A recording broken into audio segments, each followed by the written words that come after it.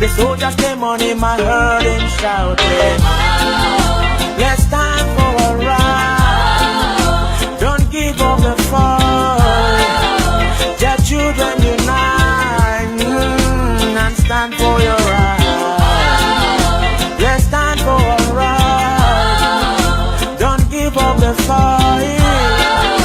Their children unite and stand for your right. You're teaching me in French, but I'm an Englishman. Judging me in French, but I'm an Englishman.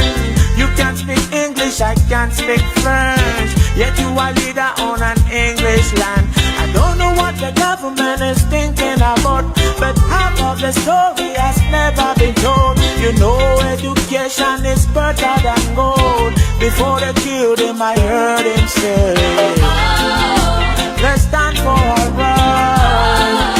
Don't give up the fight. Their children unite and stand for your right. Let's stand for our right. Don't give up the fight. Their children unite, oh, and stand for your right.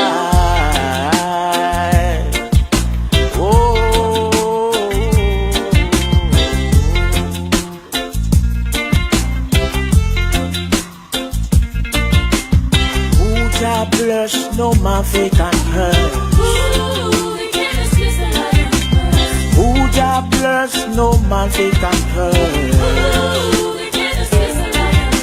So brother, sister, mama, papa, make we come together and do that keep in silence and you think that you're free. And when the rain falls, it fall on every house. And when the fire burn, it will burn on every house. So let's stand for a right. Don't give up the fight. That children unite and stand for your right. Don't give up the fight. Don't give up the fight. That children unite and stand for your right.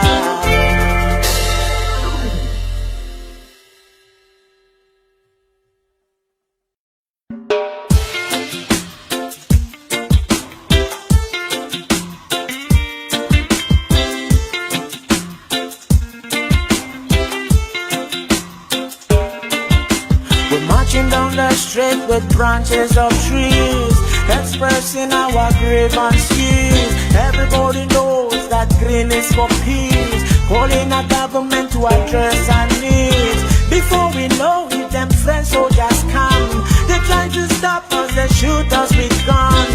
My brother ran, but he fell on the ground. The soldiers came on him, I heard him shouting, let's stand for a right.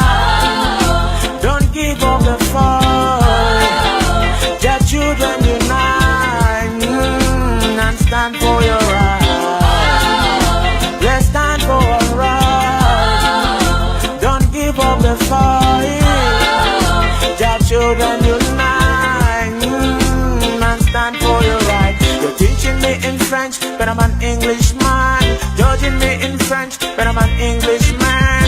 You can't speak English, I can't speak French. Yet you are leader on an English land. I don't know what the government is thinking about, but half of the story has never been told. You know education is better than gold. Before they killed him, I heard him say, let's stand for our right. Don't give up the fight. Their children unite and stand for your right. Let's stand for our right.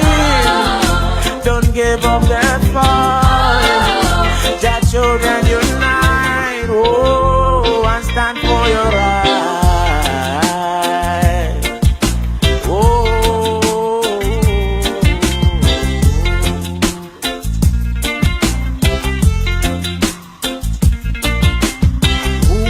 Blush, no man fake and hurt. Who ya blush, no man fake and hurt. So brother, sister, mama, papa, make we come together and do that keep in silence and you think that you're free. And when the rain falls, dust, it fall on every house. And when the fire burn, it burn on every house. So let's stand for a right. Don't give up the fight. That children unite and stand for your right.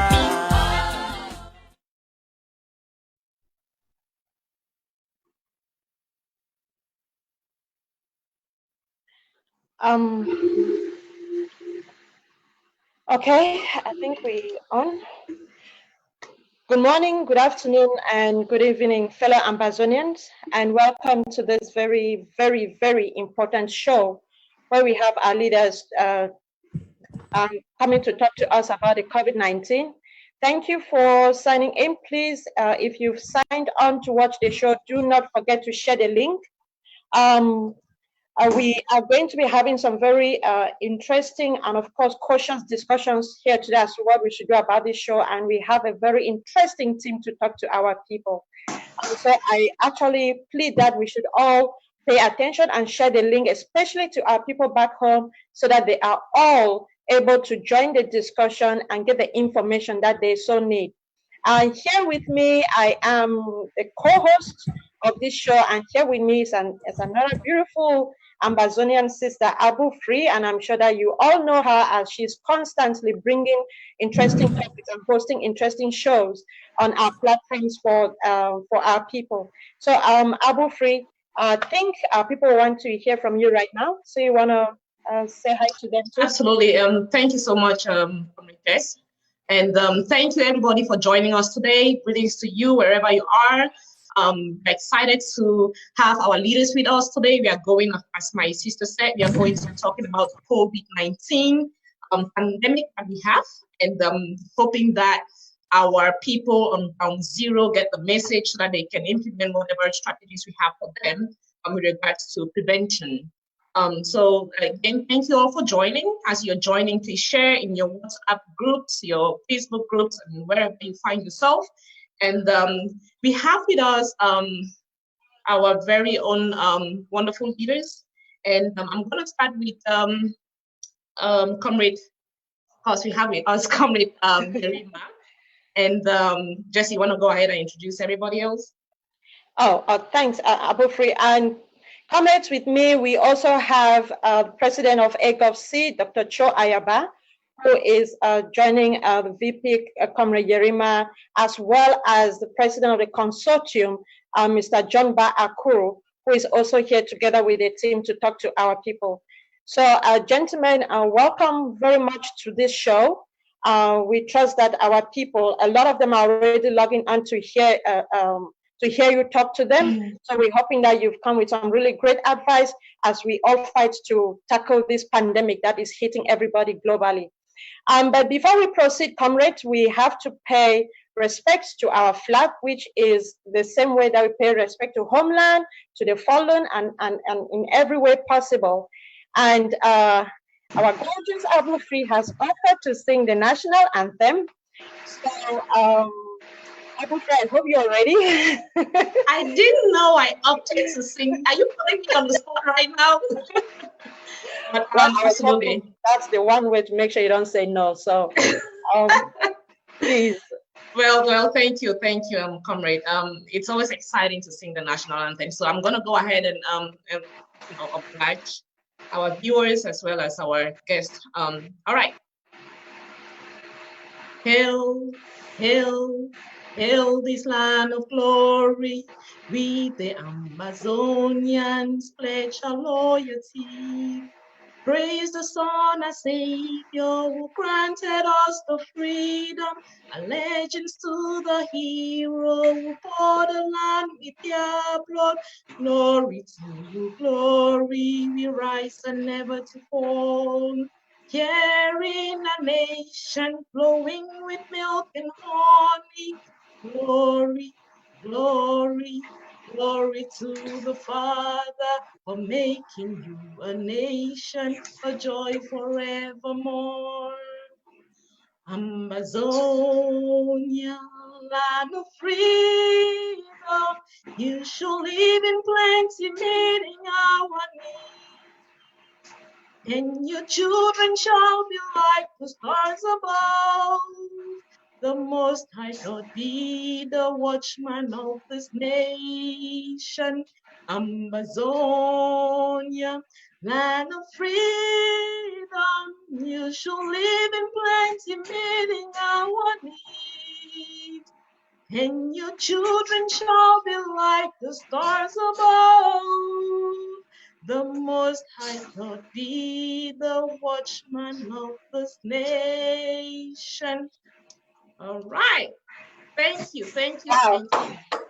that was beautiful. That was just gorgeous. And well, I have you on the list on as one of those potential singers when we get to Boya. So Right. I was Amazonia Got Talent. Amazonia Got Talent. I know, right? And we're hoping the gentlemen here present will also come to that talent show and challenge us. Absolutely. Comrades, thank you for joining the show today. Thank you very much, comrades, for joining the show. Please, if you're watching with us, do not forget to share the link. Share the Facebook link to all your friends. Send that link to your WhatsApp forum. Send it to all your Facebook forums and everywhere that you are. We need our people to log on and listen to our leaders talk to us, especially as we are facing this pandemic. Do not forget to share.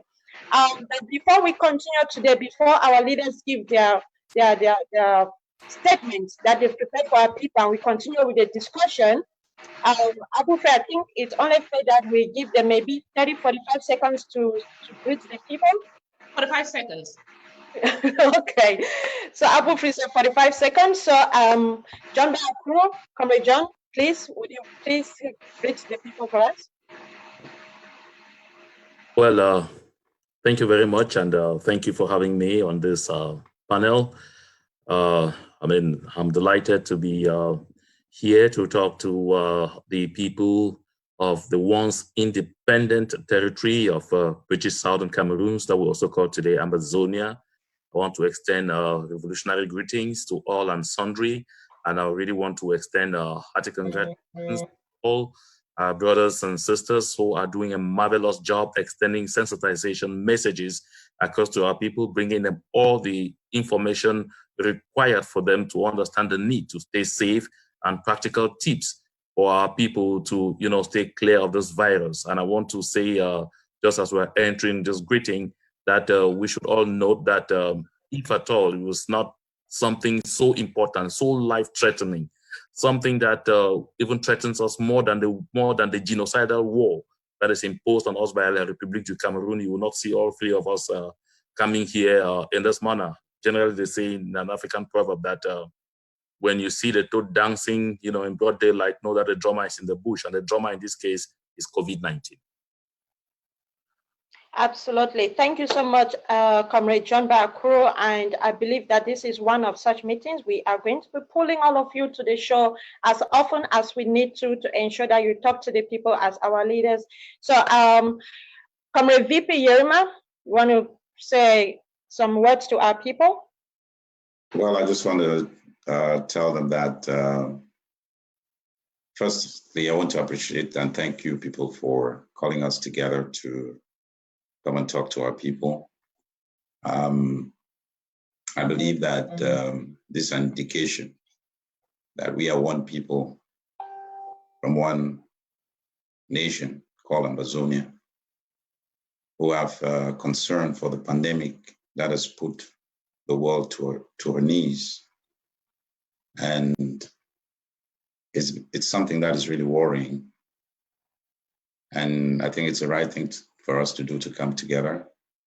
So I want to say hello to Amazonians back at home, here in the diaspora.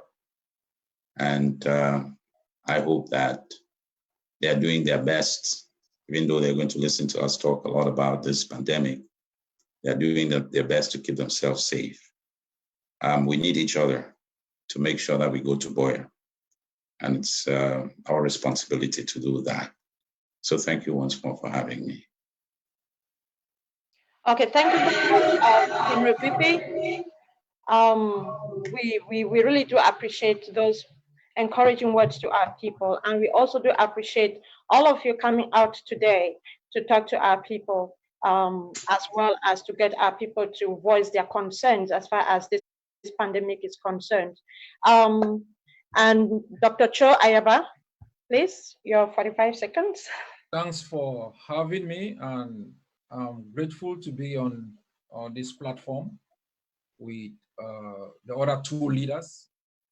I feel extremely happy for our people because seeing us together makes them feel inspired and have hope that these baby steps we take will culminate into what they have been hoping for. This is the second declaration of war on our people. The virus is real, cannot be treated by God at this moment, by faith, by anything. So we are here to talk about some measures that we have to take. And I thank you all for rallying us together.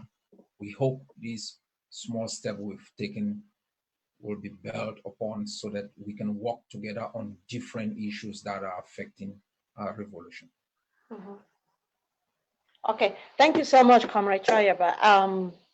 I must say that I am extremely, even in the midst of the pandemic, I am extremely excited to have all three of you on the platform today to talk to our people. And I hope that this is just the beginning of many such discussions that we'll be having. Comrades, if you're watching with us, do not forget to share. And please remember that we would be able to take your questions as far as this pandemic is concerned. Our leaders are here today to address us regarding the pandemic, and we'll be taking a lot of questions to help every single one of us to better understand it and to better prepare and prevent it, prepare for it and prevent it. Abu-Free, I think that our leaders have specific statements that they want to give our people. Yes. And maybe this is the time for us to let them give their statement before we start looking at the questions that our people might have. Right. Okay. Comrade Yerma, we understand that you have a statement to our people to help them to understand exactly what this virus is about, and that for us to be able to combat it, we need to have an understanding of what it is and what it has, what damage it can do, so that we can look into those preventive measures that your other comrade leaders are going to talk about. So, Comrade VP, if you can just enlighten our people, what is COVID-19? What exactly is it? Where is it from? How does it manifest itself? We'll be giving you about, Abu-Free, like 4 minutes to make that statement, or should we say 3? 3 minutes or less would be better. So between 2 and 3 minutes. Okay, my colleague says 3 minutes or less. So that's the limit you have to make your statement. So, Comrade VP, please, if you can just use the time allocated to tell our people exactly what exactly is COVID-19. Well, they call it COVID-19 as coronavirus, as they call it. Absolutely. It's a virus that was discovered in China, and in December 2019.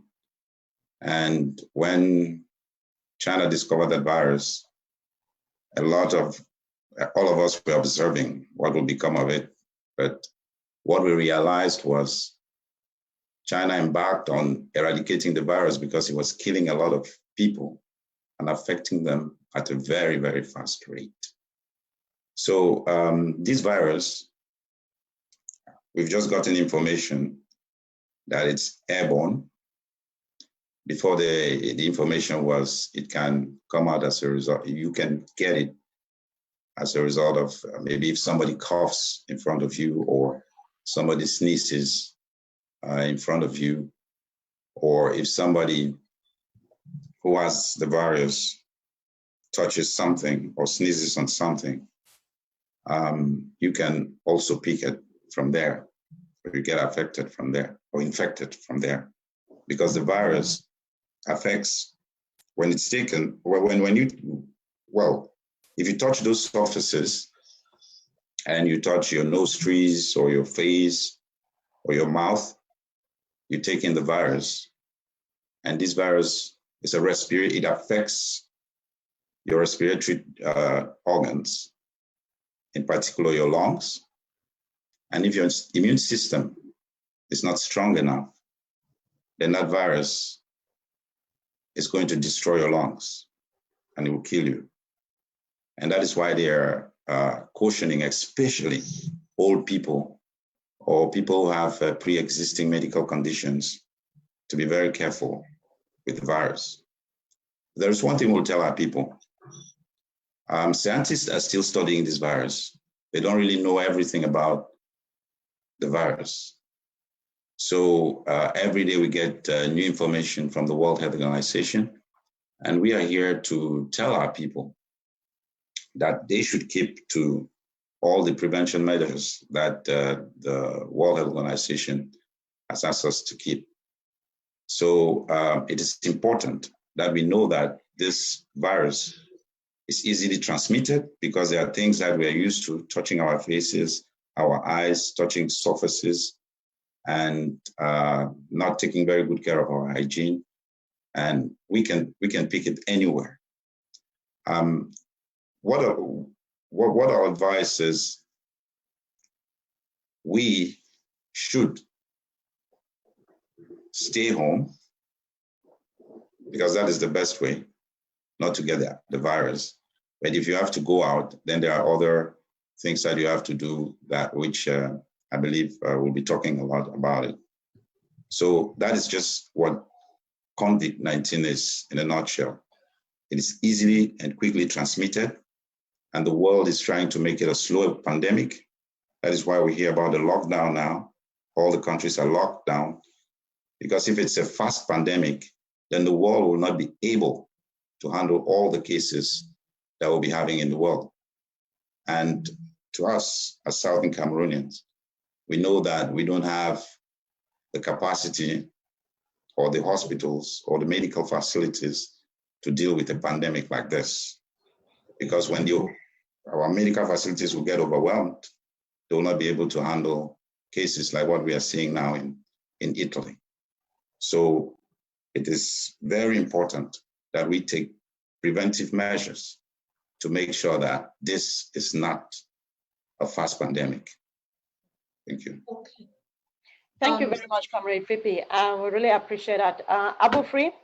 Yeah, thank you so much, Fipi. And I just want to make emphasis on this, that this is being somebody from the public health background, this is it is imperative that our people, especially those back home, get this and understand how to, protect themselves from this virus. So I'm actually excited that we are talking about this today. Comrade John, so with regards to what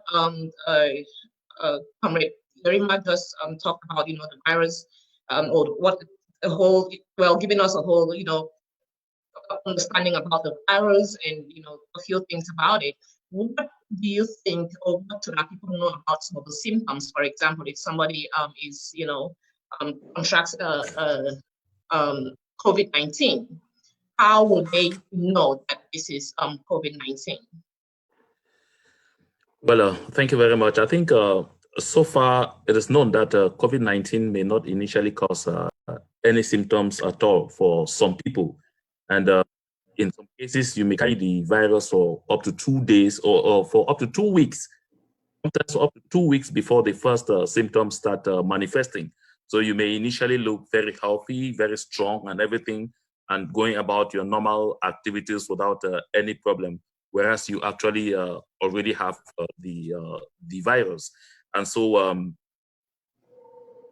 in some of this kind of cases, by the time the symptoms come to light, sometimes our internal system is even already damaged about 50%. And that is why, it's really dicey for people who are still taking it for granted. But some of the common symptoms will include shortness of breath, or, you have a lot of trouble breathing, having dry cough that gets really severe over time, or a low-grade fever that gradually increases with temperature over time. You have blue lips or blue face for some people, persistent pain or pressure in the chest, especially when you do cough.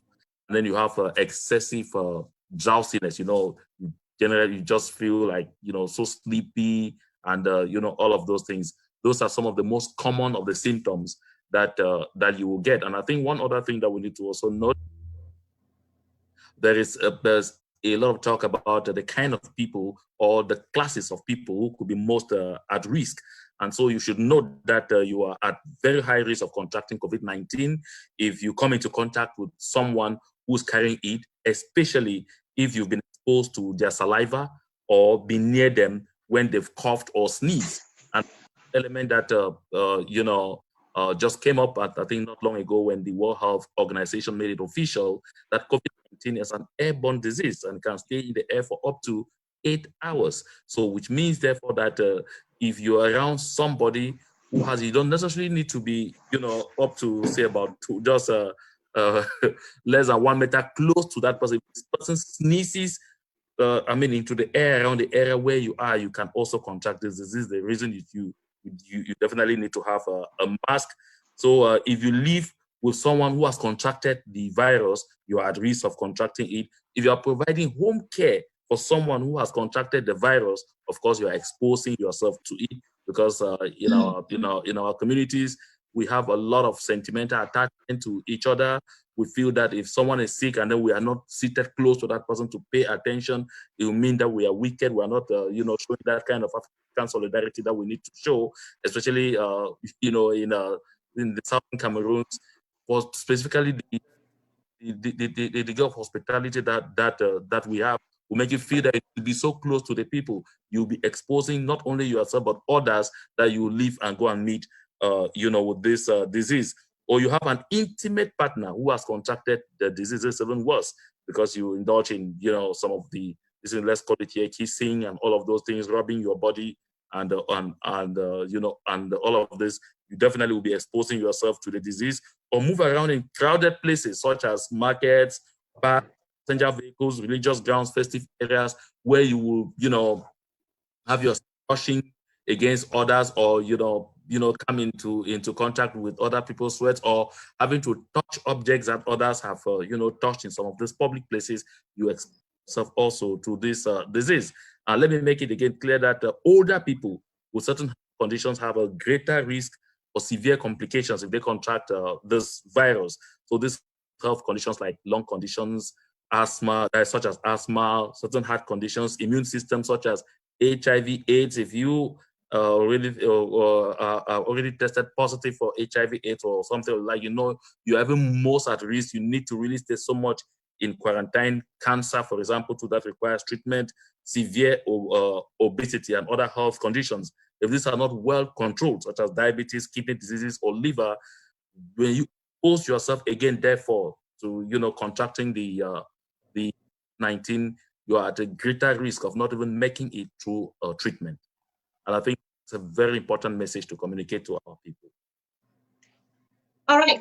Thank you so much, Comrade John. Fellow viewers, for those of you that are just joining, we are talking about the COVID-19 virus, and we have with us our leaders. And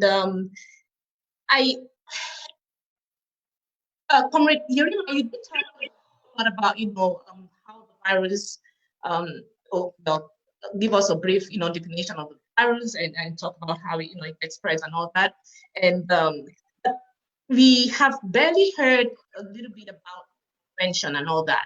And I was hoping, or we are hoping, that Dr. Ayaba Cho can give us a little bit about how we can go about preventing this. And before you jump in, Dr. Ayaba, I just want to let the viewers know, I know you all are excited seeing our leaders together, and I know you all are asking questions why we are talking about the COVID-19. It is imperative that our people understand the importance of taking care of themselves at this moment in time, especially those in different camps, especially those in different camps in Nigeria, or maybe living with families within the zone.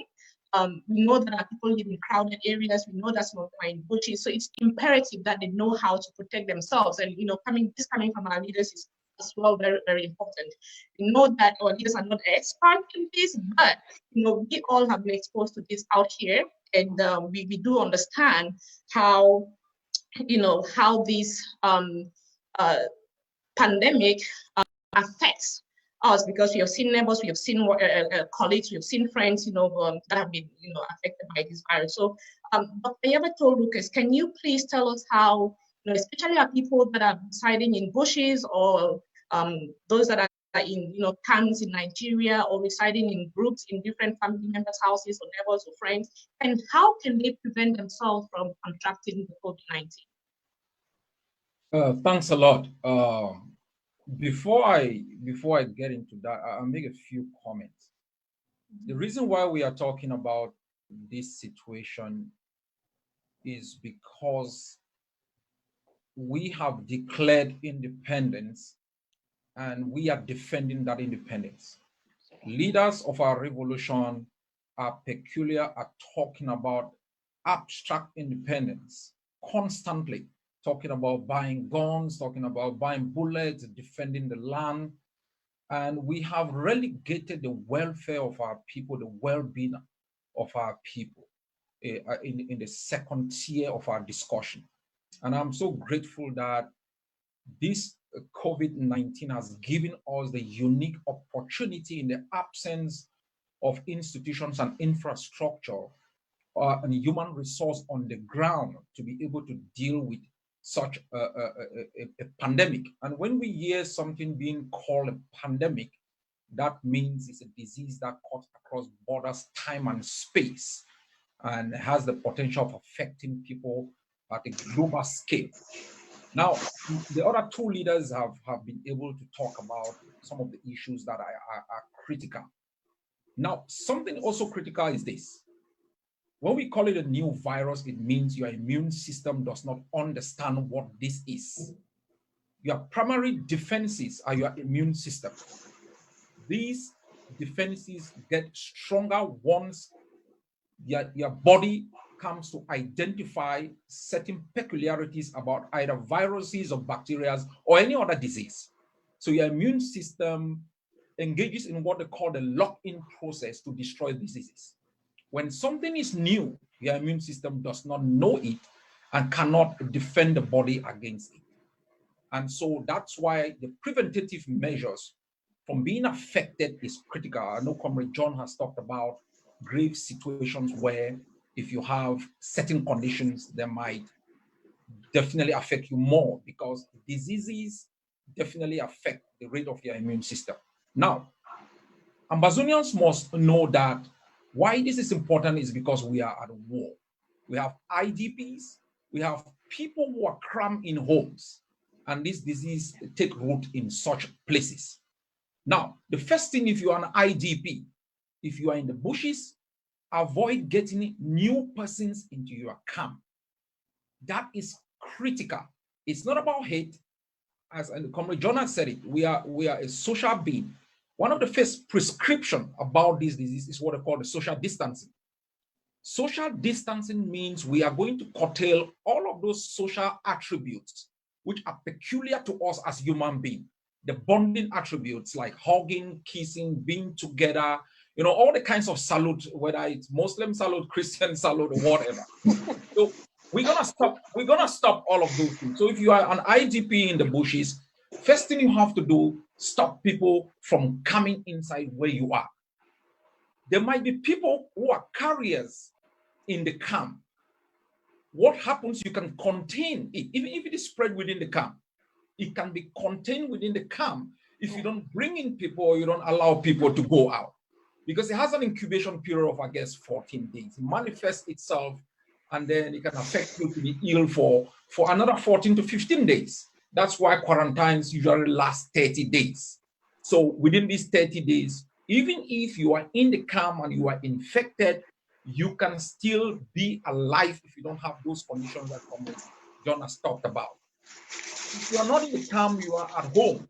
Don't also forget, there are many people who have moved into the homes of families, and it has made people more crowded at homes. Consider yourself still as IDP and take the same precaution not to allow neighbors to come in, strangers to come in, family members coming in from other places. That is. Secondly, now, before I came online, somebody sent a video around and talked about the Spanish flu. Now, one of the lessons learned about the Spanish flu was that they failed to take the kind of preventative measures like wearing masks early enough. And before they realized that mask was important in preventing these droplets from getting around, millions of Spanish people had died. So wear the mask wherever possible if you need to go out to have groceries or whatever. The disease, the virus also lasts longer on metal objects. So if you touch metal objects, make sure you wash your hands, sanitize. If you go out, mingle with the population, come home, remove the dresses you brought home and make sure you put them far away from where you are. Clean them immediately. There are a lot of things that I will be bringing in, but this is damn serious. And for us coming in here is to show you how seriously we take this thing, because it can wipe out our entire population because we lack the institutional capabilities to either prevent or to cure. All right. Thank you so much. That was very, very, very informative. And I know you talked about wearing of masks, and I know that a whole lot of people will not have access to masks, you know, for prevention. So one of the things that we are suggesting, because I have a small unit that we are working on with people down on zero. One of the things that we are suggesting is that if you cannot have access to masks, what you can do is get a cotton, because I'm sure everybody has like a very nice, you know, looking cotton dress that you can sort of, you know, tie around your face or your nostrils and your mouth, so that it can prevent you from, you know, contracting the virus through droplets. But let us dive into the show proper. Comrade Jess, Yes. do you want to go ahead and pick up? Okay, thank you. And thank our leaders for those statements. And I believe that no one has all the information. No one is an expert. Even the doctors themselves don't have the answer to this pandemic. So whatever little information we can give our people that we can put together that makes sense and give our people that will help them to fight off this very deadly virus, then that's what we have to do. And I think that leadership, as our leaders have clearly said, leadership is not just about coming in when it is convenient for you, right? Right. Leadership is actually standing in for when your people are suffering, when they're going through a challenge, when they're going through pain. And leadership is about looking after the overall well-being of your people. And I am so glad that these leaders have shown just that. Yes, we are in a revolution, but within this revolution, we have another serious challenge that can be more deadly than what we have faced so far. And that is why they are here to talk to our people, so that our people can actually take all those preventive measures to make sure that we're able to handle this virus so it doesn't affect us as much as it is feared it will be able to if we are not careful. But our leaders, I think that there are a lot of questions that our people would like to ask you. And I believe that there are a lot of non-COVID-19 questions that they would love to ask you as well. But we're going to try to stick to the topic right now so that we do not confuse our people. We will always make time to bring you back and discuss on those really deep revolutionary issues. But nonetheless, this COVID-19 situation is not an abstract situation from our revolution, right? This is about us talking to our people in our territory, which we have actually clearly stated is independent. But we have a few questions. And I'd like to ask these questions, and I don't know who is going to answer it. So we'll just throw the questions out there, and any of you leaders can actually just volunteer and answer them. Now, we've been made to understand that you all, and with the people that are working with you, you've been talking to international NGOs to try to find some answers, some headway as to how this is. What are the responses with regard to how they can come in, if at all it's possible, to help our people, knowing very well that La République du Cameroon that will be the last thing they will do, and we are still struggling to claim our territory and put those institutions in place. Is there a possibility of an external organization to come in and help our people in any way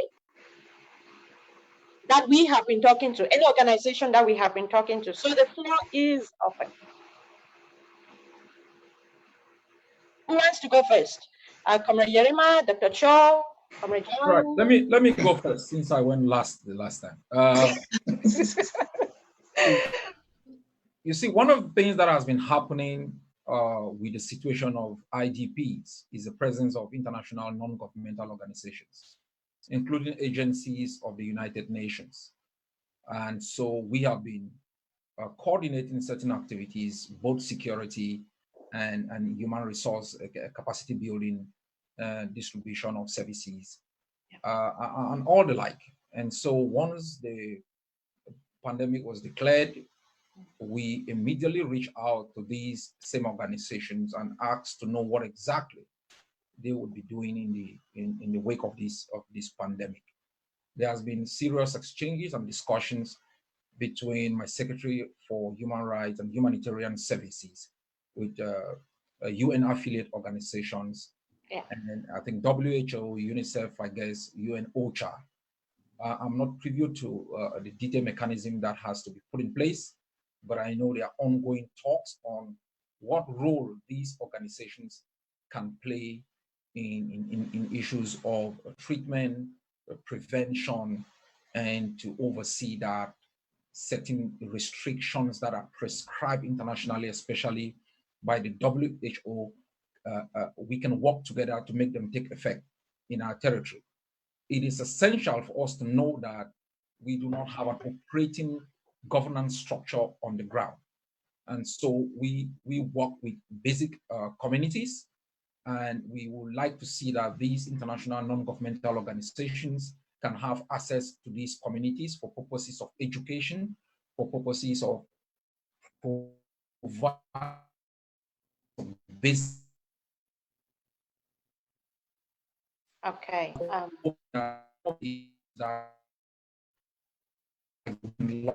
Sanitizers for prisoners, that we can extend such initiatives into community that are not having access to any kind of measures. Critical also that we are calling for the international community to understand is, for example, Kondengui was built to host 1,500 prisoners. It is now hosting more than 10,000 prisoners. Amazonian prisoners are crammed in very small spaces with people who've taken ill of many other diseases, as Comrade John said here. Kondengui and other prisons are the kind of places where those kinds of conditions that he enumerated can really exist. And it is critical that the world puts pressure on the system to release our prisoners, release the captive, and especially at this particular moment. So we are doing a lot in the background, but my hope is that the three of us can coordinate these activities, and we can also let those other organizations, like you people who are doing the sanitizer stuff, work together with other initiatives, because this thing is massive. And I think our response is just to wait. And for this response to be proportional to the level of the problem we are facing, there is a need for high level of coordination, not only political rhetorics and those kind of political actions that make us look powerful. All right. Thank you. Yes, I want to take the cue. Let me take the cue from there to point out. I was gonna ask him a follow-up question, and then, but if you want to answer this, that's fine. No, you can go ahead. Just give him the follow-up question. Oh. It's okay. Thank you, Comrade John. Comrade Ayaba, so most of these organizations that you talk about, I know that the AGOC is in communication with some of these organizations, but most of them don't yet recognize Amazonia as a sovereign state. So what makes you what makes you think that they'll prefer you instead of working with the Republic on this issue of COVID-19? Because we control the ground. That's simple. It's not about whether they or they don't. They have to face the reality. We are in charge, so we can stop them going wherever we don't want. So they have an obligation to work with us. That is an aspect under international law, which I think they are aware of. All right, Comrade John. Yes, I was just going to point out that first of all, the consortium, it's a grassroots organization, and a lot of our members, our member organizations are based on ground zero. You will understand that the first and most important cure to COVID-19 is, staying away, is prevention. Is making sure people have that information that, is required to let them keep the kind of safe distances that they have to keep. And so ever since the outbreak of this pandemic, even before it reached pandemic level, our relay organizations on the ground have already been, carrying out a lot of sensitization in the various communities, at village meetings, even some in markets where they got to organize themselves, talked to the market women, talked to bike riders, talked to, to traders and all the likes, to let them understand the need to enforce the kind of preventive measures that have been prescribed by the World Health organizations and the World Health Organization and other, organizations on ground zero. Like Comrade Cho Ayaba pointed out, that there are already some international relief organizations that have, branches back on our territory of the Southern Cameroons. And so the collaboration that has been ongoing with these organizations has simply been reinforced to make sure that the people get appropriate sensitization and know how to stay safe. And then especially that in case of, an outbreak in any specific area, the people should have the basic first aids to, apply. And you know that in this circumstance, there are a lot of local proposals and solutions that are coming out that people are applying in places, but we would want to amplify those on a medium like this one, because we are not medical doctors. We have not carried out clinical trials for all of those things. But in the local communities, even in other countries where we have partner organizations, they tell us that some of those things work. And at local level, knowing that we have areas which are, are so enclaved that the vehicles will not even get there. And so if by any chance, I say by any chance, anyone in such areas, gets infected, it will be very difficult to see them get the kind of medical attention that you have in the big cities or in the most advanced countries. So a lot of these local sedatives are being, taken, and people are taking so many preventive methods. We're encouraging that. But like I said, most especially our, organizations are doing all they can in collaboration with the relief international organizations on the ground to push across this message of social distancing. Take note also that social distancing is not very much an African affair. This is mostly a Western solution. But for our people, they're looking at those cultural, methods that they can use to stay safe without necessarily killing everything that has to do with our culture. But we advise the people to stay safe, stay home, stay away from crowded places, stay away from all of those kind of things that can make you come in, in contact with the disease. But most especially, message of wash your hands with soap, wash your hands. If you can't get the sanitizer and all of those things, even when you have the hand sanitizers, take note that water and soap, that detergent remain the stronger option to keep safe. So keep clean habits. And then the masks, we also have the sensitization going on that some of the masks that you just meet on the market and buy, you don't even know in what conditions of these masks have been produced. So our relay organizations are training people in various places from safe distances on how to produce their own masks, which will be very hygienic and all one, and that they can use in a hygienic manner. Make sure don't keep the same mask on for hours on end, because at some point it really becomes the disease itself. So all of these things are being done with our relay organizations on the ground. And like we are an open organization, open to working with everyone at every time to make sure we keep our people safe. So we are constantly on the go. And the big message we are passing to the people is this: we shall be able to rebuild our economy. We shall be able to rebuild our cities. We shall return to our markets, to our churches, to our Njangi houses, to everything tomorrow. At least this one is possible. But one thing we shall never be able to do is to bring back anybody who would have died because of COVID-19. So what is the safe thing to do? Follow the directives and stay home in order to stay safe. Wow. Apple-free. Jess, go ahead. No, I was just wondering in case the VP has something to add to that. Yeah. Thank you once more, Jess. Since when we heard that one person was infected or had the virus in Nigeria, we started educating our people, especially our refugees in Nigeria, on how they are supposed to take care of themselves. And through the HSS, we were able to send them information that at that time we got from the World Health Organization, since they were still struggling to understand how this virus impacts us. Then through the HSS, we've been working with other NGOs to, first of all, get the information, which we've been able to share with our people, especially those who are taking care of the prisoners in Kondengi. You know, we had to tell them how to manage the food and their basic needs when going to our prisoners, because we understand that if one of them is infected with the deplorable conditions that they live in those prisons in La République du Cameroon, then all of them are going to fall sick. So we also send those kind of information to them. We're working very closely with World Health Organization and other private initiatives.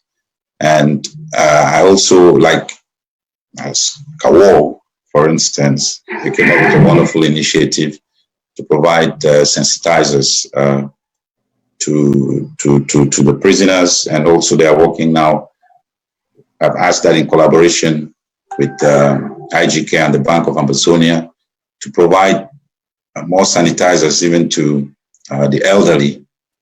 And we've also encouraged HSS to educate our people on how to make masks. And that program is, I think they're doing very well about that, make masks. Because if you follow Czechoslovakia, you know that the rate of spread there is very limited. Yeah. And they keep all the preventive measures. But one thing that they do is, and which has become even lower there, is if you are going out, put on a mask. Don't go out without a mask. Because the mask prevents you from infecting another person. So that is why their numbers are low. And we would like to encourage that if you have access to making your local mask, please do. Don't be ashamed carrying a mask along. I did that today. When I went out today, I had a mask on the whole day. But there are these tendencies you'll see with people. When they see you having a mask, they think you are infected. But they don't understand that you are preventing them and preventing yourself. And when I walked into the shopping mall, you could see, you could just find some people, when they see you coming, they'll go to the other side. I even went to the hospital, and somebody who was sitting, and I was supposed to sit next to, because I had a mask in the hospital, this person had to move a distance away from me. So these are preventive measures that we need to take into consideration and make sure that if you have the opportunity, the possibility to make your own mask locally, use it, because you are preventing yourself and preventing others. That is going to help us slow down the spread of the virus. What we'll continue to do is keep on educating our people. And if possible, we're looking for possibilities where we can come up with a COVID-19 task force on the ground. So it's something that we will be discussing as leaders, so that we make sure that as we work also with the Association of Southern Cameroon's Doctors, we can give our people the right information. I believe one of us, Dr. Ngasa, is doing a very great job to come up with short videos on educating our people. I believe that education here is the key, because there is no cure. We hear about certain medications that they've tried on patients. Some, yes, we hear about camoquine, for instance. Somebody just sent me word that they've approved that camoquine helps. But the point is, if you want to take camoquine, make sure that it's the doctor who prescribes the camoquine for you. It is not you who goes to the shop and buy camoquine and then use it, because you're going to misuse it and it's going to instead hurt you. So we will be sending all those kind of valuable information to our people from all this networking with NGOs and, you know, private institutions and partners, because this is not a joke. And I want to tell Ambazonians, it's not a joke. If it was a joke, you will not find three of us sitting here and talking about it. We've watched some disturbing messages or videos from our neighbor in La République du Cameroon, how they are joking with this virus. They even make a mockery of coronavirus. And you see them in crowded streets and public places. They don't take care of themselves. We want to encourage our people not to emulate that kind of behavior. Because Dr. Cho and myself went here in Europe and we see what is happening to Italy every day. When we knew about this virus in December, some countries took measures, others did not. And Italy is regretting today why they did not take action on time. And that's why we're here. We want to act on time to make sure that if anyone is infected at this time, because we are at war, we are able to contain that person. Because if this becomes a fast pandemic, honestly, it will be difficult for us to handle. So we need to take care of ourselves and take care of each other. And it calls for us all to be responsible. Take and respect all prevention tips that we'll give you. But above all, what has worked in Czechoslovakia or Czech Republic, they call it Czech Republic, so I'm trying to call it the old name so that people can understand. They call it today Czech Republic. What has worked better is try to get a mask. And I love the initiative that Skawol is teaching our women on Ground Zero how to make masks for themselves using their bras. That's an honorable thing to do because that is washable. Means that if you can use your bra to make a mask, make it because you're saving life and you're saving your own life. Yeah. And when you come back home, take out that bra or your mask. Now a mask, not the bra. Take the mask, wash it with soap and dry it. Then you can use it again. Yeah. So please take care of yourselves and take care of each other. Thank you. Thank you, Comrade VP. Abofri, I know that some of our people are very skeptical. Like they want to see the coronavirus right at the front door, then they will take it seriously. But if they haven't been watching the news, if you haven't seen the chaos that this is causing globally, then I'm not exactly sure what hole they're in. But comrades, we're here to talk to our people, how they can help prevent this. And looking at the messages, our people are so grateful that our leaders are making the time to come and address this issue, which affects every single one of us. And I know that there is a lot that needs to be done. And like you said, Comrade VP, every single hand, every single help, every single notion from everyone helps. NGOs, individuals, we have people who've taken the initiative to be providing hand sanitization packages as well as lessons to people on the streets in Bamenda. We have people who've taken initiatives like, Abofri has an NGO on the ground that is doing some phenomenal work in actually providing these things to the public in Bamenda as well. And as you've heard, Skawol is doing exactly what it's doing. And in the next couple of days, we'll be putting out a video that actually shows all the different ways you can locally make a mask at home. And we're calling most of our mothers Most of our mothers know how to sew. Most of our mothers have a sewing machine tucked somewhere. Well, I'm saying this because my mother does. I hope she still has the machine. Most of our mothers have a sewing machine somewhere. It is time for us to go back to our mothers and say, bring out those sewing machines. We are going to investigate and tell exactly the kind of materials that will be most effective, and then they can get these materials and sew as many masks as possible to give out to as many people as possible. So, comrade, let us come on together. Let us work on this. But next question.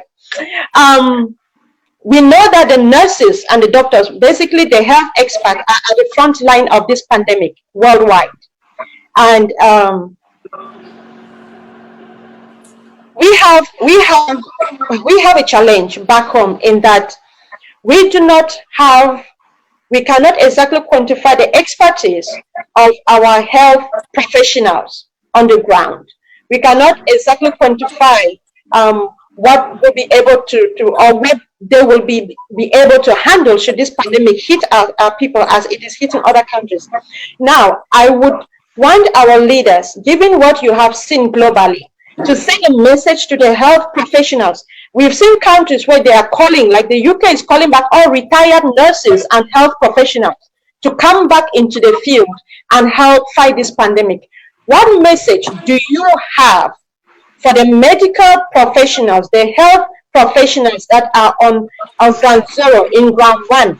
Those mothers that used to do some nursing in ground zero and they have run into ground one. What message do you have? I know we've spoken about preventive measures, but what message do you have for them so that they can be able to actually stand for the communities? These are people that will have to help guide our people, help teach them, help take care of some of them that are sick, should it come to that. What message do our leaders have to these frontliners? Maybe let me go in first here. I like to say, 2 minutes. Yeah, thank you very much. To specifically channeling a message to our health personnel, whom I haven't already failed very much, because a good lot of them are putting in the extra sacrifice to do things that we will not even want to talk. In the public place like this. They have demonstrated beyond reasonable doubt their love of humanity, which is incredible. I can tell you this, from my vantage point as being the leader ad interim of the consortium, to let you know that our relay organizations on the ground report to us on a daily basis the bravery of our men of the medical profession, both those who run a private clinic and those who work with the government establishments. But again, let me point this out very honestly and sincerely to our people. COVID-19 is no respecter of persons. Whether you are a medical doctor, whether you are a nurse, whether you are a very rich man, a very poor man, whether you are a very brave man, a very weak one, trust me, COVID-19 is no respecter of persons. You definitely have heard that COVID-19 was able to penetrate inner circles of, the British monarchy, touching the Prince of Wales. Prince Charles has been tested positive. That is public news. Touching the Prime Minister of the United Kingdom, Great Britain and Northern Ireland. That one is news. So COVID-19 is no respecter of persons. And I want to give you this little piece of information. When an aircraft arrived in Yaoundé, the word was already out from the medical personnel for all those who came on board that aircraft to quarantine, to be taken to safe locations where they will be quarantined, some for 2 weeks, and in fact, about all of them for 2 weeks before they could get back into the communities. But some people, because they felt they were big people, I cannot just stay. A commissioner of police said, I cannot just stay and let my wife go and be quarantined. I'm a commissioner of police. He carried his grades right to the airport, succeeded moving in, took his wife home, and the news right now, I'm sure it's everywhere. You can see it. The wife is not only dead, he himself is seriously infected. By the time I was coming in for this press conference, I was getting some information that he himself apparently has already succumbed to COVID-19. I can't independently confirm that. And there's so many such cases that you have to be careful. While we are hailing our medical doctors, our nurses, take note, no matter the number that they are, they will be overwhelmed. I'm talking from the United States of America, right now where there are about 1 million hospitals in this country, and all of those hospitals are overwhelmed. Take note, almost every health establishment in the United States today, if your illness is not so critical to the point that you are discharged, you have to make room for the people of COVID-19. You definitely saw in New York how even waiting rooms, even emergency places, even the outer places in emergency wards are being transformed to receive patients. Don't wait. Don't wait until you get that. So, very thankful and say COVID-19 respects no person. Doesn't respect grade. You are a fun, you are a prince, you are a shoe fi, you are a shoe shea, or you are a shoe anything. Be very careful. This COVID-19 respects nobody. The biggest thing to do is to stay safe, is to make sure you don't catch it at all in the first place. And before I go, once more, kudos to this health personnel that are putting in their all, sacrificing their lives, sometimes even being killed because they're struggling to protect and save lives. Okay, thank you, Comrade Bang. Any comments from Dr. Cho, Comrade Yerma? Yeah. On the Okay. issue of, do you have any particular encouraging, motivating statements to our health professionals? Yes, I'll say this. You know, with this pandemic, you know, they are the people who don't have a break. A lot of other people are at home, especially in Europe right now. But everyone who works in the hospital has to go to the hospital, even though there is a control of who comes in and who goes out. So they are doing an honorable job. And we're thankful for the services that they've been doing and how they've been helping our people, even in time of this crisis. But we also want to make them understand that what we see out here is not a joke. It's serious. And they need to take care of themselves. Because all these measures that we may, you know, outline out here, the preventive measures that we've been talking about, if they don't act as ambassadors to sell this to the patients, the people in their various communities about this pandemic, then they are doing a disservice to themselves and to our communities. So they should be the ones who have the megaphone out there and telling our people to take care of themselves, stay at home if you have nothing to do outside. All those who are engaged with prostitutes and stuff, they should stop that kind of business anymore. Those are some of the, yeah, we understand our communities. That is what happens. So they should stop all that if they want to leave. Because like Comrade John just said, this virus is no respecter. Yes, it's no respect of anybody. So it is important that they take it seriously. They should be the ones to educate the people. I know certain, you know, the best hospitals that we have in our territory are those Christian hospitals like BBH, Shisong, and from what I know, they are doing a very good job now, educating people, and they're also teaching people. Some of the Reverend Sisters are even organizing seminars on how people can make sanitizers. These are things which are good. And we hope that they will continue in this way. And with the present status, which we have not recorded any case, I think, or maybe one that I heard about in Limbe, in Amazonia, we'll be very happy if we can maintain this. And we can only do this if all of us respect these preventive measures that the World Health Organization has put in place, and also the practical measures that we've learned from the Czech Republic. Help, if you have your machines, make the mask, get it, distribute to your neighbors. Will also Yes, do, you know? yes, just do it. And don't be ashamed carrying it, because some people say, why are you carrying it? You're ashamed. No, please, carry your mask wherever you are going. You are preventing yourself from the disease, and you are helping not to to infect another person. Thank you, Comrade VP. Dr. Cho, words to our health professionals? I think the two gentlemen have said it all, so I have nothing to add. Okay, Abufri, I think you should take it from here. Yeah, thank you so much, Comrade Jess. If you take note, I had to change my change my sitting position. Yeah, well, no, I had to change it because somebody was disgracing me on the comment section for having a dark screen. That's I might as well just change before these Amazonians get on my case. But thank you so much, gentlemen, for the brief talks you all have given us. Okay, so let's go to something more exciting. I'm not saying that what we've talked about is not exciting. It is. But with regards to, and I know that Dr. Ayaba Cho had talked elaborately on this on his last outing with regards to this ceasefire that we hear from some other leaders in this struggle.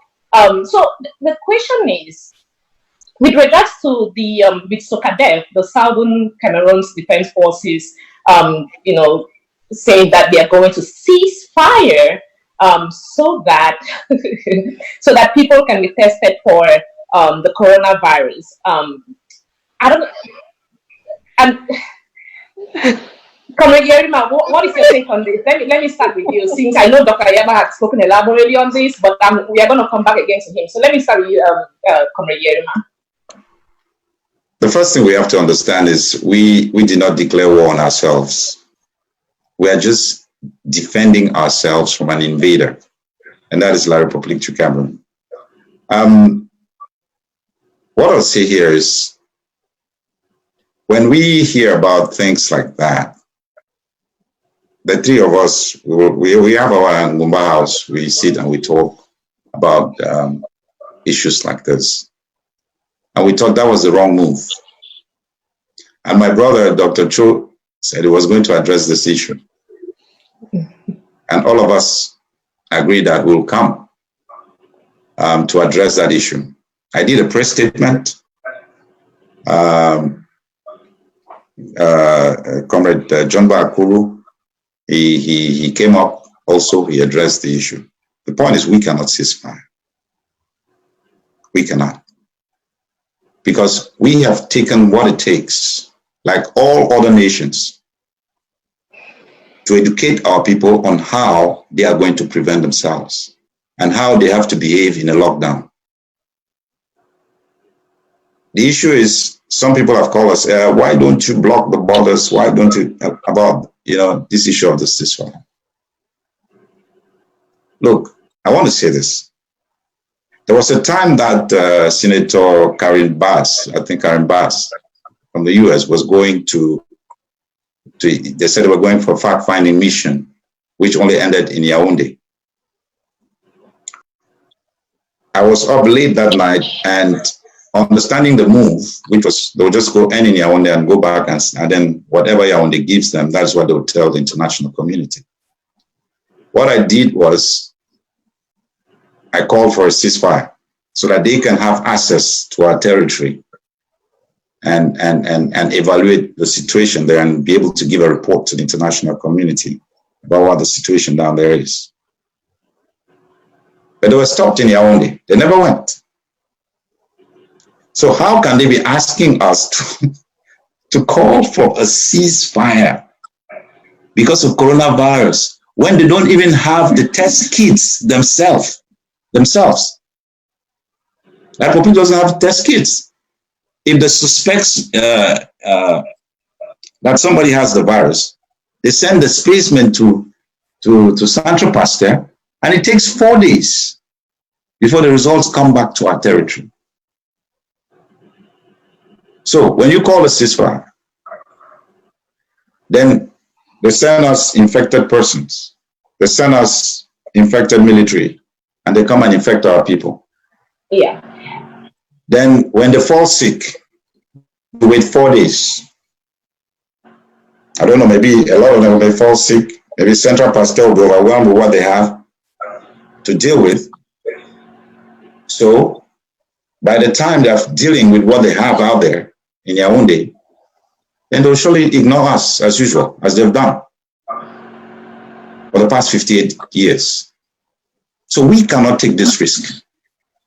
And that is why we stand our ground. There's no ceasefire. We know that our restoration forces are responsible. We're giving them the right information to take care of themselves and take care of our people, like any other nation in the world. And we've emphasized that in areas that we have total control, our restoration forces should control those who enter and get out of our territory. Because we must do all that it takes to make sure that we prevent this COVID-19 to become a fast pandemic within our communities. That we will not tolerate. And that is why we have called that we've called that there is no ceasefire. And I think you already see that our forces are already writing and saying they're not going to act on any ceasefire. You see that from the forces on the ground. So that is our position. It will not change. The right thing for the United Nations to do is to call for an independent fact-finding mission to our territory. Because if they do that, then they will send boots on the ground. That is going to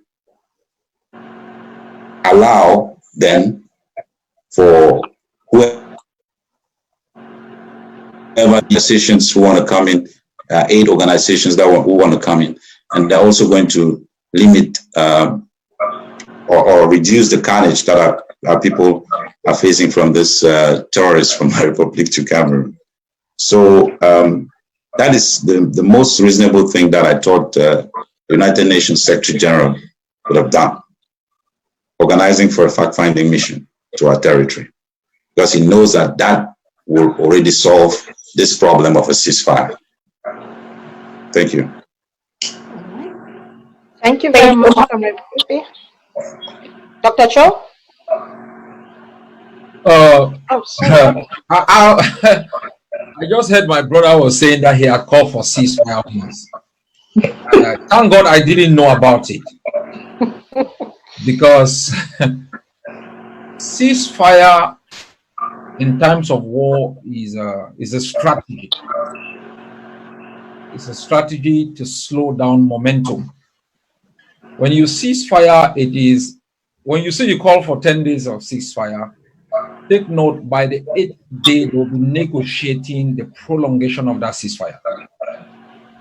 The strategy of ceasefire is to make sure they inject some speed breaks in your resistance and to force you to an alternative, which for them is maintaining of the status quo. Secondly, you must have realized that immediately that ceasefire was announced, there was an interview with HD. Mr. Secretary General came out immediately. So we only watched the movie once it was already in the market. Yeah. What was going on behind was not for COVID-19, because if it was for COVID-19, and if they were really interested in a ceasefire for COVID-19, I will tell you what will happen.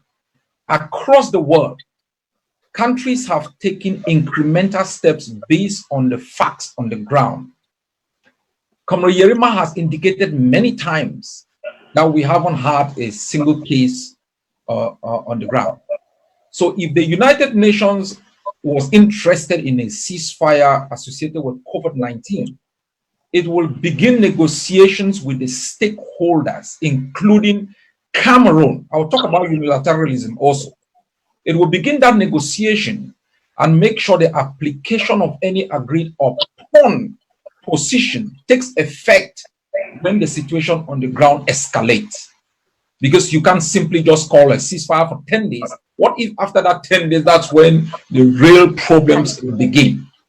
Number two, when you declare unilateral ceasefire when you did not declare the war, when the party that declared the war is constantly brutalizing, committing genocide, and when your primary responsibility is not only to secure independence, but to protect the lives of our people. You abdicate your duty as a leader in protecting your people and surrender, to the whims and caprices of an international system that has remained disturbingly silent to the plight of our people, if not conspired to hasten the murder of our people. Comrade Yerima has talked about a fact-finding mission. This dubious international system has not been able to initiate that fact-finding mission to ascertain what we have produced as crimes of genocide and refer La République either to the International Criminal Court or any regional jurisdiction that can hold it accountable. So it has allowed the Gideons and the others to come our way, a charade of trying to take Cameroon to the ICC. So, look, let Ambazonians know we've got our one chance. We are here, we care about Ambazonians more than the United Nations. We care about Ambazonians more than all the states that are using their multinational, companies to exploit our resources and to support the regime, provide its weapon to kill us. We care more about our people, more than all of these people who conspire to keep us in bondage. The only time there will be a ceasefire will be when the last force of Cameroon is fleeing across the Matazin. And we will determine, because we can, if we have the capability, we will still move across the Mongo. These murderers and conspirators who are using Ambazonian leaders to put psychological pressure on us must know that even the three of us sitting here cannot impose a ceasefire on the fighters on the ground. We don't have that capability to impose a ceasefire on the ground. So if any naive person sits here, he thinks that you can call Ambazonians on the ground fighting this battle for a ceasefire when the enemy has not booted out, then you are singing a song from the wilderness. That's a nice conclusion right there. Well, yeah, I think we need to revisit a few that relate to ceasefire to be able to understand what is actually happening. Yet I want to go back to something that Comrade Yerima just pointed out, that, we have been talking together on a wide range of issues, trying to understand a few things that are happening. Let me be very clear. When this kind of things happen, generally must go out there to talk to others to find out exactly what is amiss. And, through of the consortium, we are constantly in consultations with every other actor in this movement to make sure that we understand exactly the foundations of why people take certain decisions, and then try to see together how we will map a way going forward. And I will say this, that after talking to, after reaching out to a lot of other actors in this liberation movement and talking also to Comrade Ayaba and Comrade Yerima, I come to the conclusion that it would appear that the decision for the unilateral ceasefire was ill-advised, ill-timed, ill-conceived, and definitely doesn't fall among the range of the three practical reasons that are known across the world when it comes to conflict resolution of why a ceasefire. Because there are three main reasons often. There could be some, but these are the three main reasons that I know. You go for a ceasefire, but you declare unilateral ceasefire sometimes because you are tired, your soldiers are tired, they're already very weak, or they're disorganized, or you've run out of supplies, you've run out of finances, you've run out of equipment, and so you do a tactical declaration of ceasefire unilaterally because you want to use that opportunity to re-strategize while perhaps the enemy thinks, while you have some stress, reorganize, to re-equip, and then to remobilize resources. That could be one reason. And then the next reason could be because you have found out that you are completely defeated, you no longer hold it, and then you don't want that the enemy completely crushes you and then there's victory. You want to move out a bit with some degree of dignity.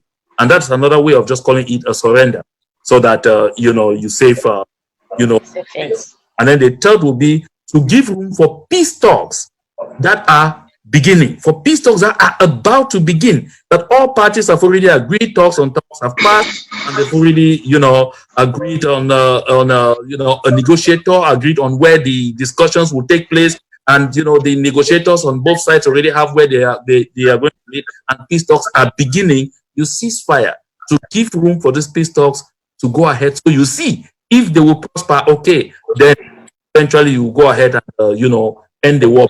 If the peace talks don't prosper, hostilities will restart. Now, I made the consultations across the board. I came to the conclusion that this didn't fall within any of these three reasons, except perhaps the middle one about a complete surrender, which doesn't seem to be the situation on the ground.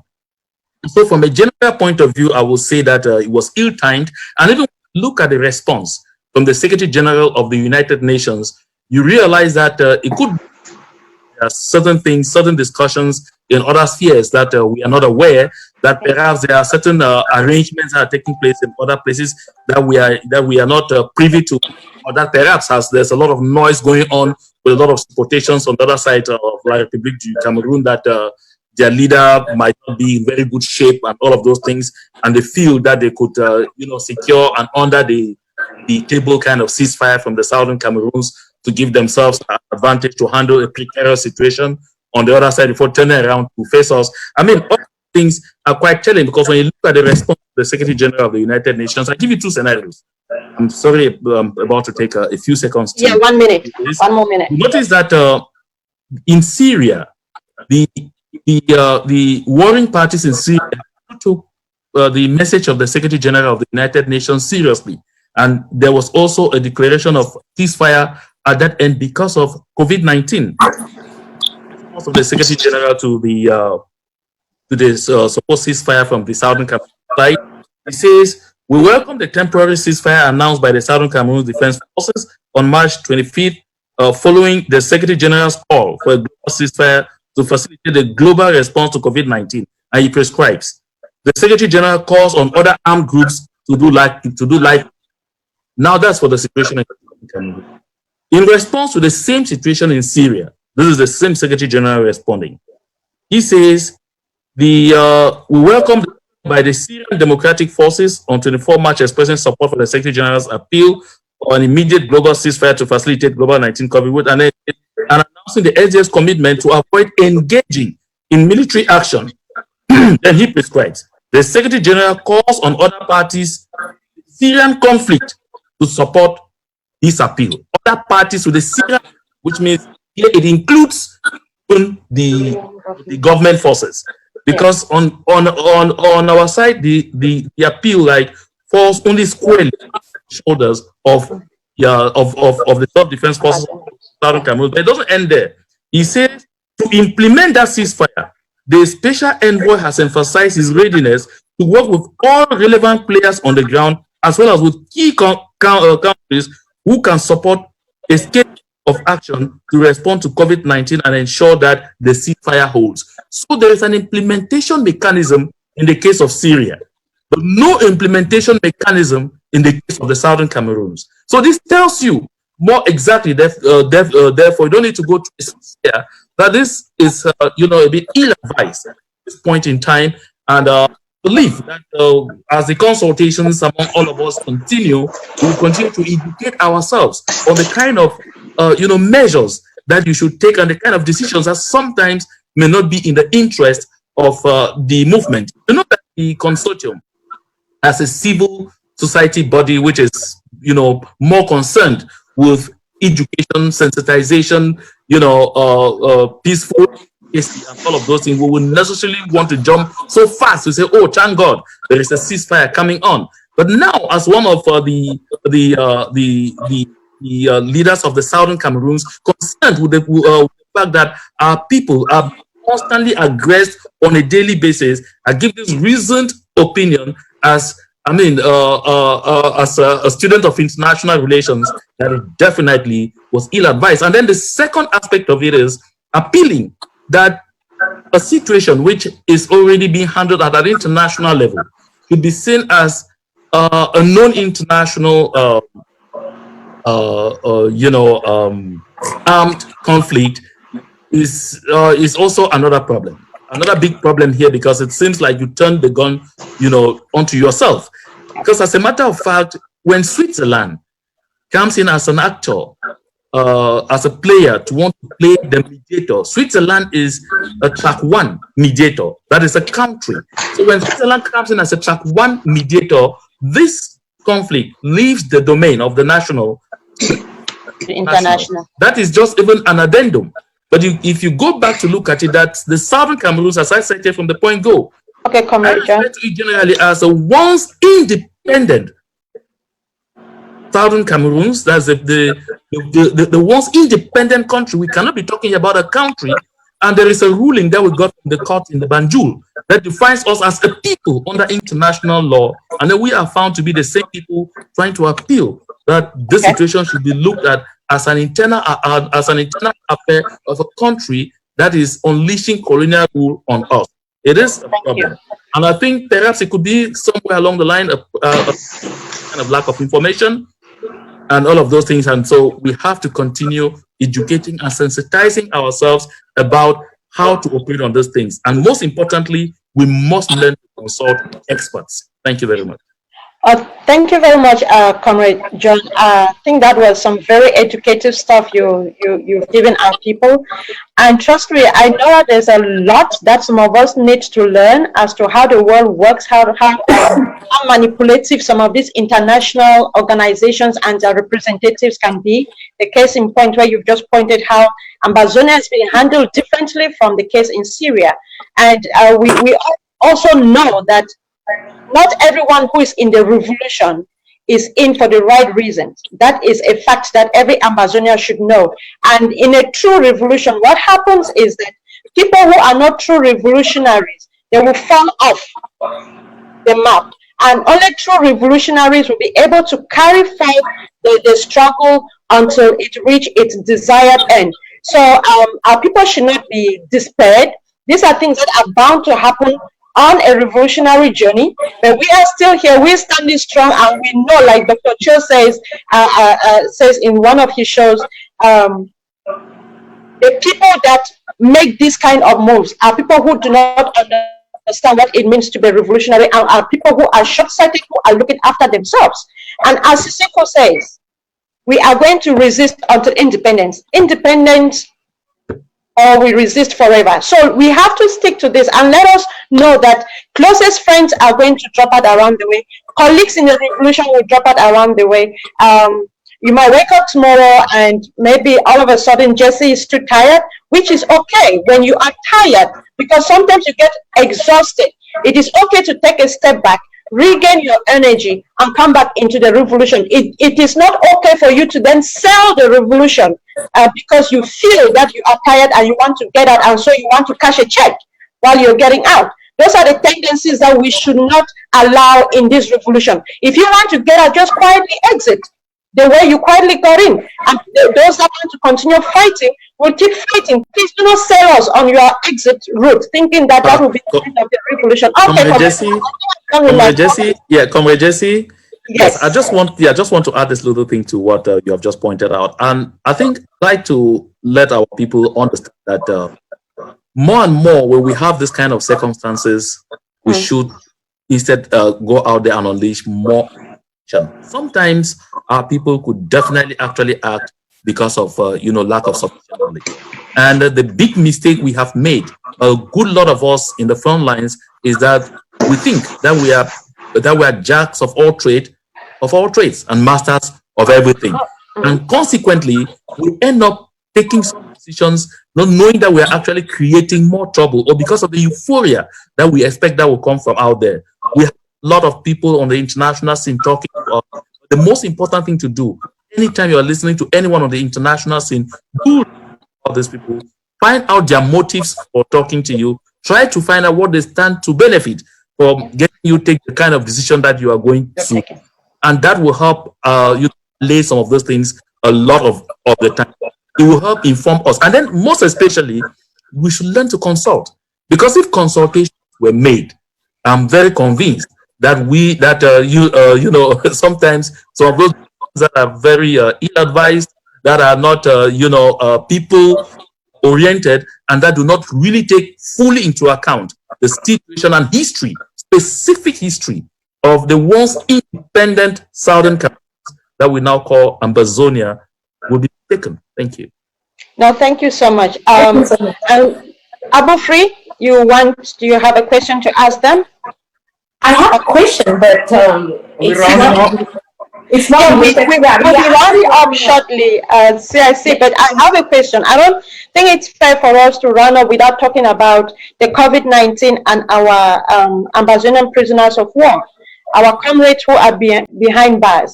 I think it's only fair that we talk about our leaders behind bars and our comrades behind bars, how this pandemic can actually hit them.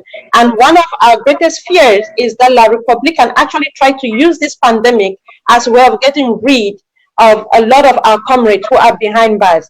So for you, the leaders, what do you think Amazonians need to be doing to ensure that that which we fear La Republique is capable of doesn't come to happen? What should Amazonians be doing on a daily basis to make sure La Republique doesn't use this as an excuse to kill our leaders and to kill our comrades? VP Yerima, you want to go first? 2 minutes. Sorry. 1 minute. Yes, I just want to correct something. I called for a truce, not a ceasefire. We're talking about a ceasefire, but I called for a truce. At the time when Caribas was, I just want to make that correction. Went to Cameroon. I think what our people should do is they should be responsible and take everything we are telling them seriously. That is what is important, because that is what gives our leaders back in jail hope. If they stay healthy, they stay strong, and they will know that they are resilient. And that is what has kept them going. We know that they've gone through a lot for the time that they've been in jail. We know they're still going through a lot. I got a video that was done in the prison in Boya this morning. And when I was watching it, I wept. What I saw, how they are being treated. And in that kind of condition, they are keeping alive. I just want to tell our people, please take this advice we're giving you seriously. We need you healthy and strong and alive, because this is what gives hope and gives life to our people in the dungeons of La Republique to Cameroon. And when you do that, I believe that is already one aspect that we've defeated La Republique. If you people can continue to be responsible, as you've been responsible with the lockdowns, that nobody comes out. This aspect of this pandemic calls you to be even more responsible by taking care of yourselves. Because that is, I'll tell you, that is the lifeline that keeps our leaders in detention, our brothers and our sisters in detention, hopeful. And I believe that nothing will happen to them, because they are determined that against all odds, they will come out victoriously, and we will march to Boya together. Thank you. Thank you, Comrade VP. Dr. Cho? There are very important practical things that we need to do. And I said this to my executive a few days ago. The sanitizer campaign should be broadened. Okay. That all the leaders, we all get involved in the sanitizer campaign. And I would appreciate if, I think it's Cowell. Yes, Southern Cameroon's Women's League. Yes. Make sure that the campaign becomes an Ambazonian campaign to help provide this support to those locked up in jail.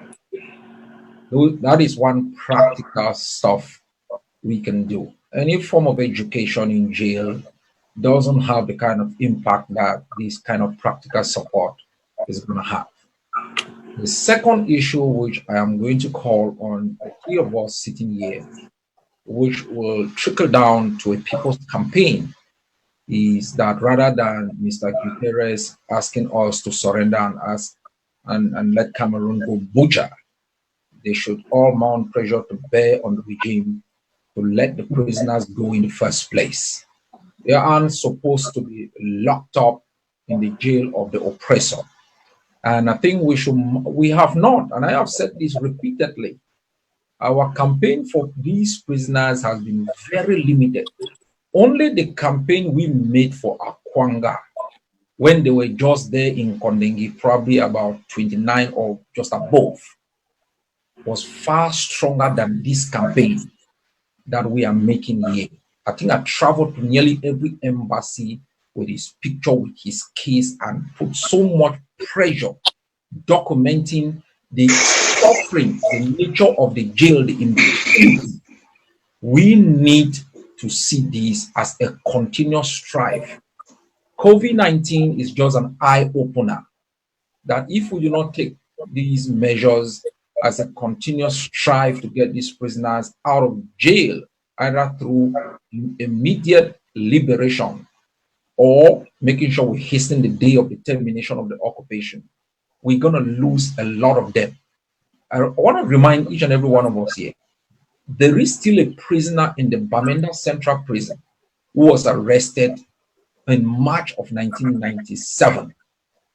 That is 23 years or more ago. He's still in jail. There are those still in the Bamenda Central Prison who were arrested more than 6 years ago.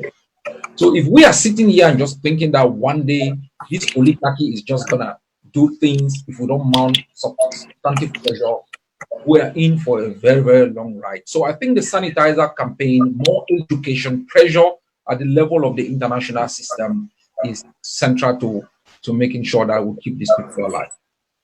Okay, thank you very much, Dr. Cho. We're going to broaden that campaign, and hopefully every single Ambazonian on here that's watching with us, if you feel like donating to the hand sanitization campaign that we've started to give to all our comrades who are in prison, and like you've heard say, we're going to broaden that. Please contact the Southern Cameroon Women's League or contact SLBC, and they'll be able to get to us. Comrade Jumba, you've got 1 minute because we have the last set of questions and then we'll be closed. We have just 13 minutes to be on the show and then we're done. Yeah, thank you very much. I think the comrades Ayaba and Yerima have noted the importance of pushing the hand sanitization campaign for prisoners of war.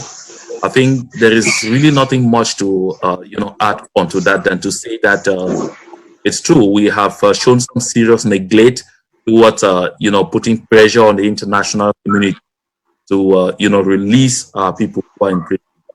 Remember, the slogan has generally been that all lives matter, and I'm really delighted that Comrade Ayaba takes us back to some of the cases that predate this phase of our liberation movement, and this shows how long our people have really been, in the wilderness of suffering, seeking freedom.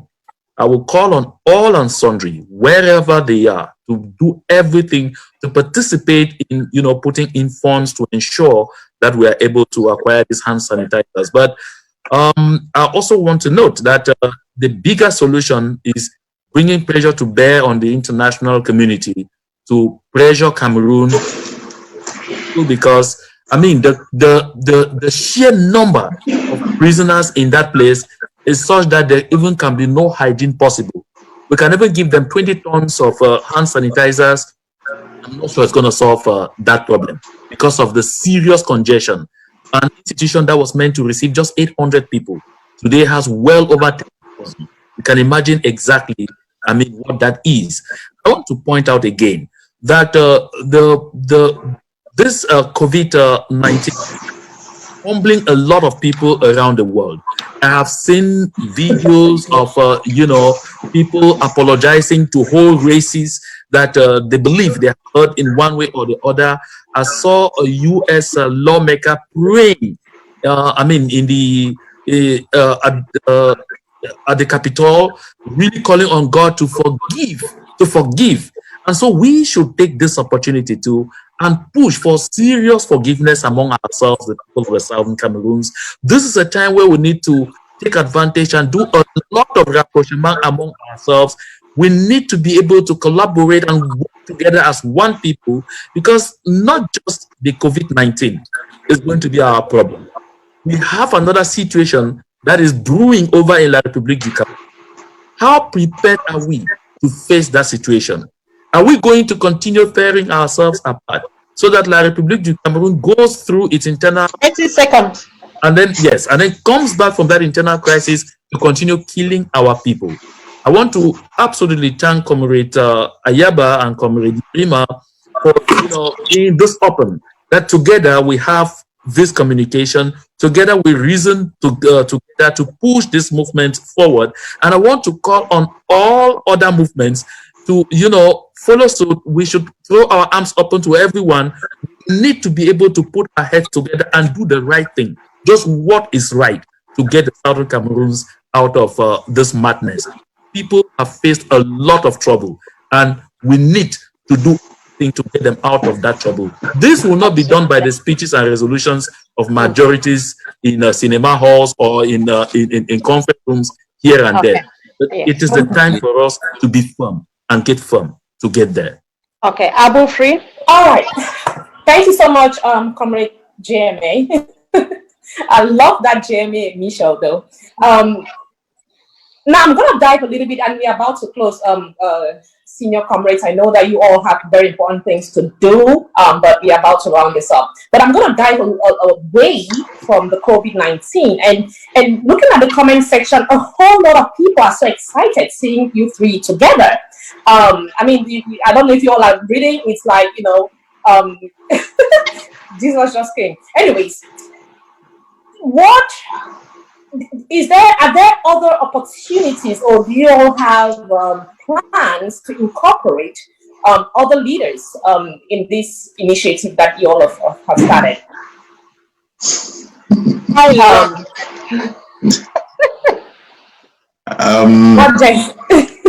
I'll say this. Okay. If you have listened to my conversations with any of these leaders here, we call ourselves brothers.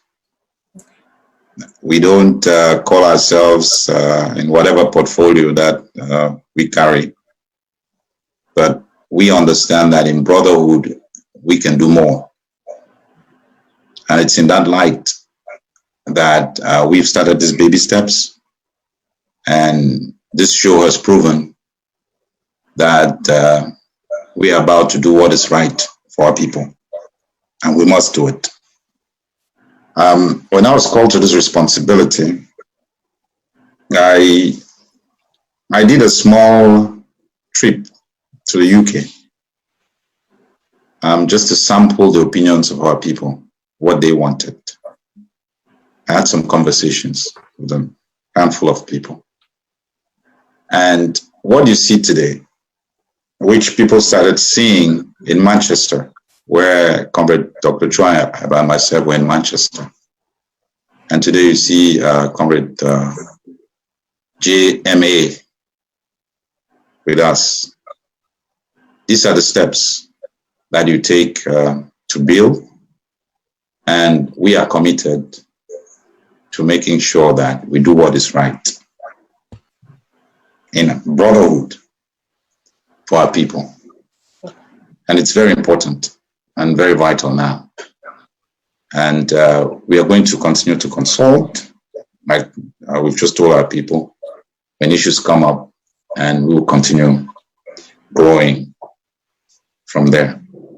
But there's a determination to continue to collaborate together and work together, putting Ambazonia first. Okay. So that is the relationship between my brother, Dr. Chu, and my brother, John. All right, absolutely. Thank you. Brotherhood is very important. Dr. Ayaba, do you want to add something on that? That's a very difficult question, but I believe in the baby steps. One of the greatest failure of our effort to work together has been a lack of understanding of how that working together can take effect. Ambazonians are not patient. You see my hairs are all going away. It's because of I've been in this thing for long, very long. And I know that patience pays out. You know, you may see the sign that, you know, maybe we are getting independence tomorrow and people start acting like they are all mad. It is always very necessary to win together. Not for the sake of victory, but for the sake of post-independent stability. Yeah. And I think you cannot, considering the division that have been artificially created by Cameroon, the desire by Cameroon to institute division, you cannot, on one sitting, bring all of us together to accept to work together on all the issues. And that is why in our understanding, we think these baby steps that talked about, and which Comrade John has emphasized in some previous background meetings, the issue by issue approach. Now you've seen us here. We were brought together here. We were brought together here. I can assure you people, I had a lot of thinking because the way it happened, I was called up for a meeting on a day. It's only God that took me to that meeting. Because normally you just call me up for a meeting without having clarification. There was no agenda and I just went in. We were asked to do a video and I'm like, the whole yesterday I was so pressured and I had to sleep for about 2 hours just to get my face a bit clear to do that video.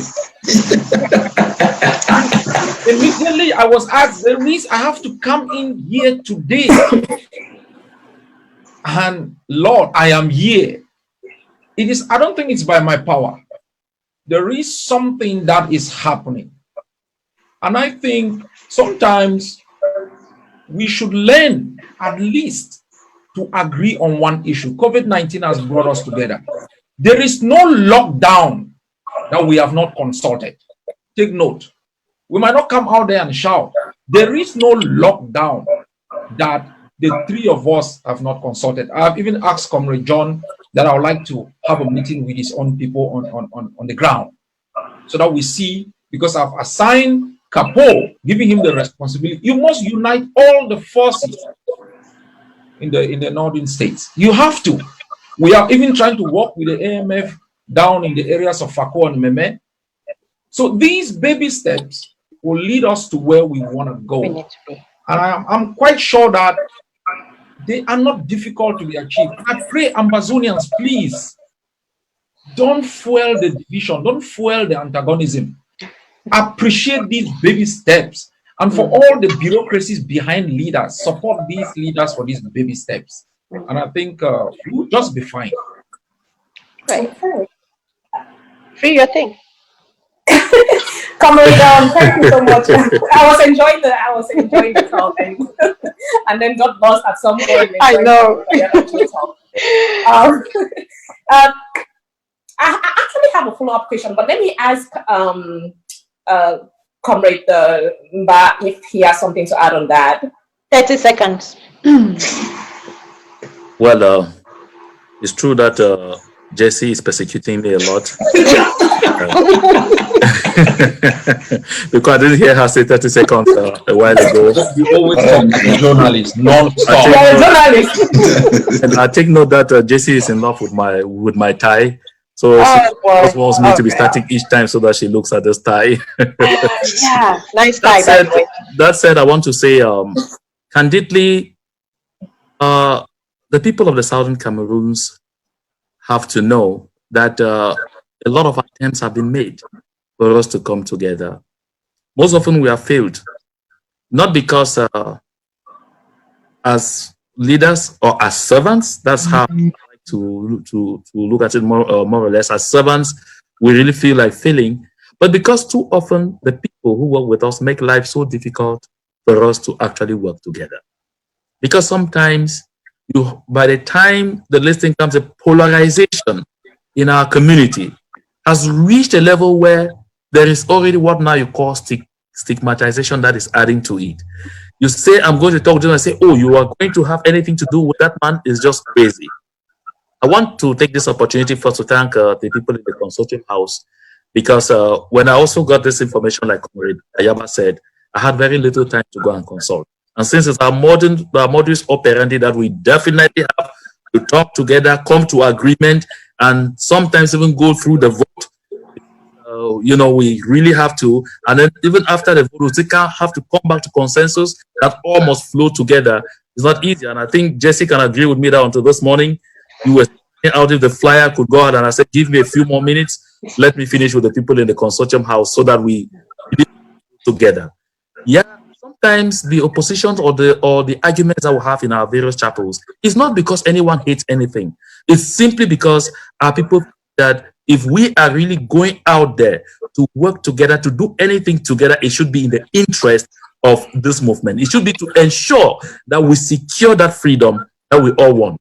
Like Comrade Ayaba said, if the people who go behind their keyboards on a daily basis to promote hatred among us, to promote, divisions and to pour in and all of those things, if they were to cease for a few moments, it will help us very much. Like he said, it's important.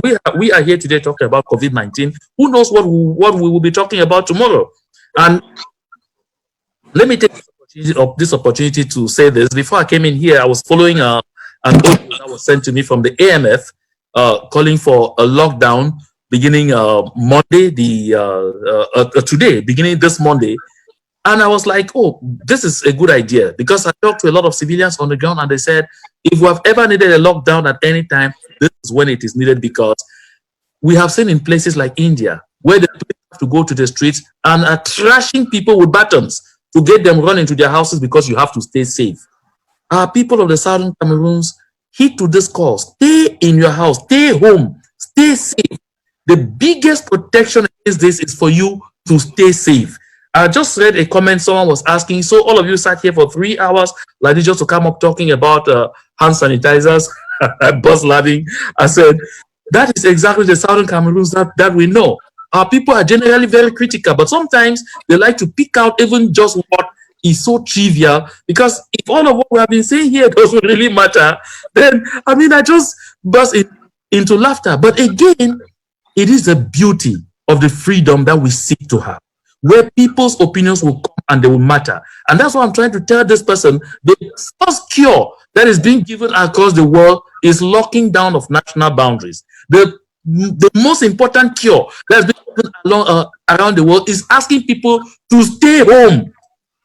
Right now, talking the governor of Maryland, that's a state not far away from my state of Pennsylvania, has out in 5 seconds, or they get beaten. So asking you to stay home, stay safe, and stay alive. All right. Thank you so much. Thank you so much, Comrade. You see why Jessie gave you 30 seconds, right? She's looking for my trouble. Now she's looking at my time. I think, Abofri, before you come in, I just want to tell our comrades something. It is our collective responsibility to look after each other and to free homeland. It is our collective responsibility.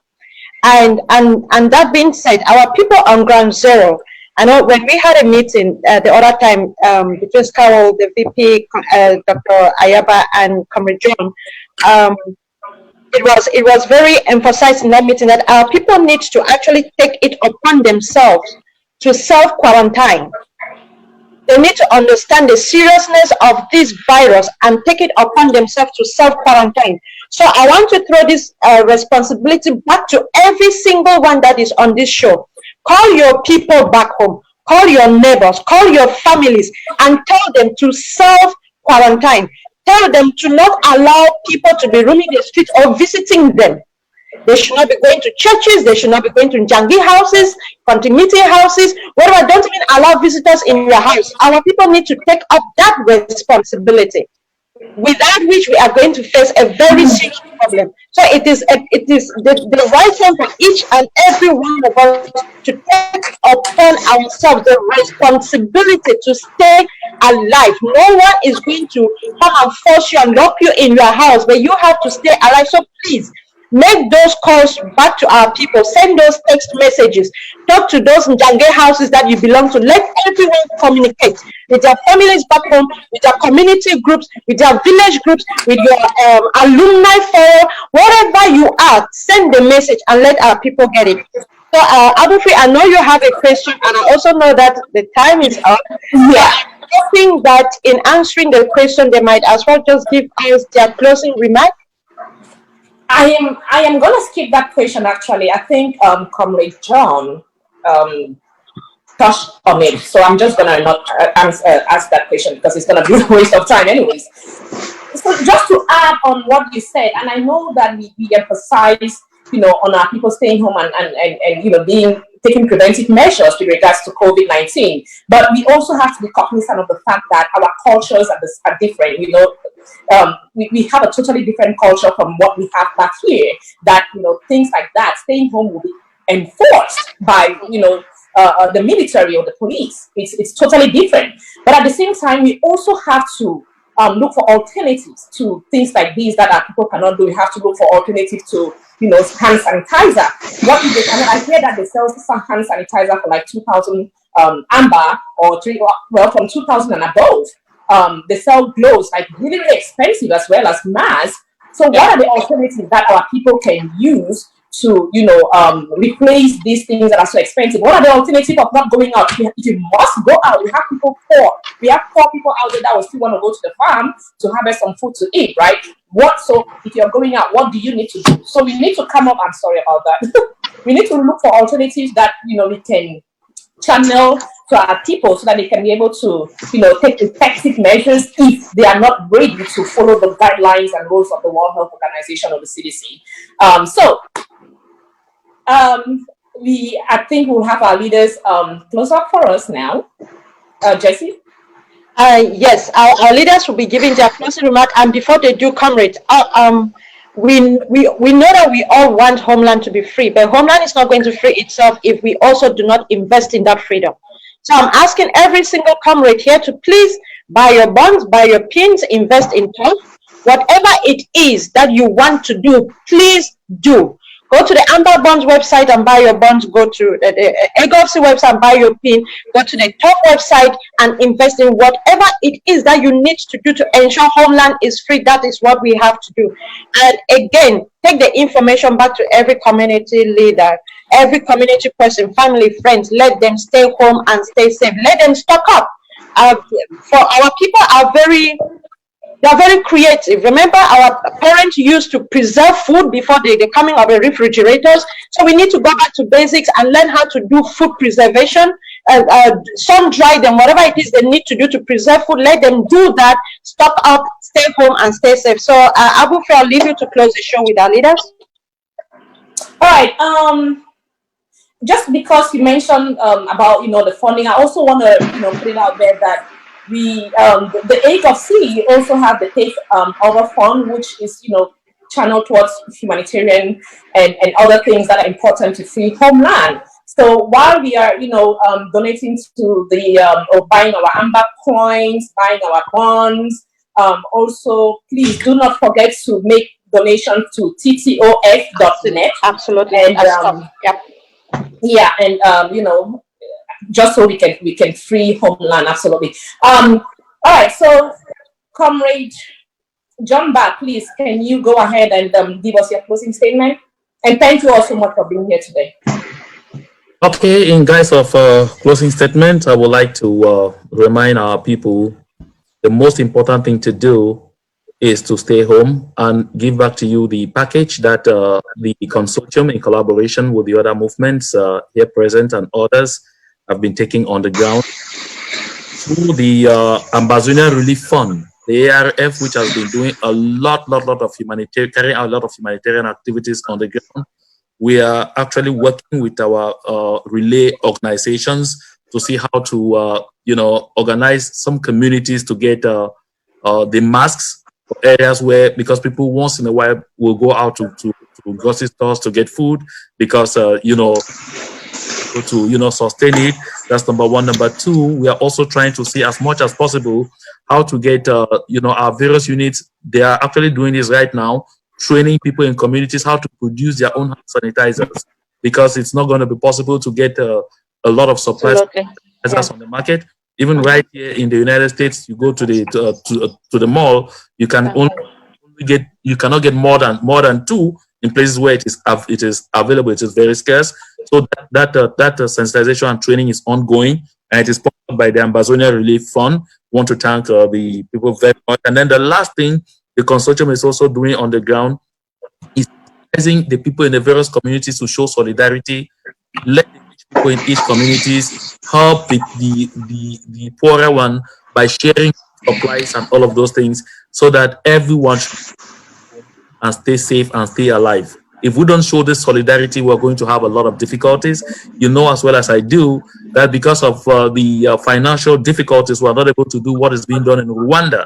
Make sure people all stay home, and we have a kind of garrison that will go from door to door, delivering food to various houses, so that people will, stay healthy. But I think as we keep pushing on in this sensitization campaign and raising funds, we should be able to get to a level where this kind of assistance should get to some communities where people will be really deprived. 2 weeks of lockdown as being called for by the EMF, and I think it's a call that we all support, is something. I think 3 weeks is something that the people will need a lot of assistance, a lot of support to be able to sustain. So I want to thank Comrades Ayaba and Comrade Yerima for, coming in together, that will all sacrifice this time to talk to our people, to exchange, and then that will eventually be exchanging notes on exactly how to continue to relieve our people of the current pains that they are first of all going through before the added COVID-19 scourge. Thank you very much. Thank you so much, Comrade JMA. Comrade Ayaba. There are a lot of things we need to do at the national level. We are still doing them at the micro level. Comrade John has spoken about the relief organization. I would really want to see that our various human rights and humanitarian organizations, they come to work together with a scowl on the sanitizers program, so that we can all adopt it as a national emergency program that targets a particular vulnerable group on the ground.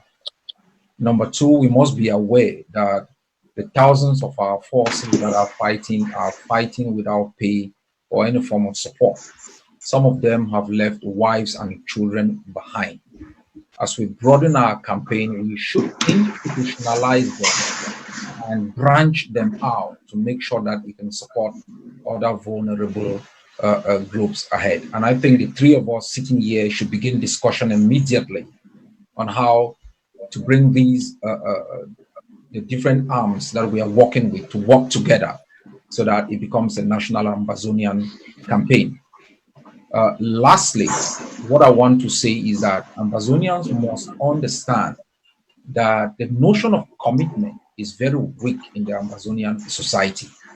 Amazonians simply just want to throw in and throw there. No, commitment is like you are in a relationship. It's like you are in marriage. That is commitment, for good or for bad. We must commit to the defense of the homeland. That is the only solution that will resolve all of these micro issues that we are dealing with.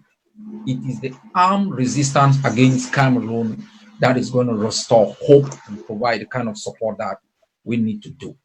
Make your commitment to make sure that the year 2020 we are able to and I pray to God Almighty that the relationship we are building here can be broadened to include the broader civil society of our country so that they can provide the kind of resources and support that we need to terminate Cameroon's tenure within our homeland. And I also encourage you people not to make this a one-time event.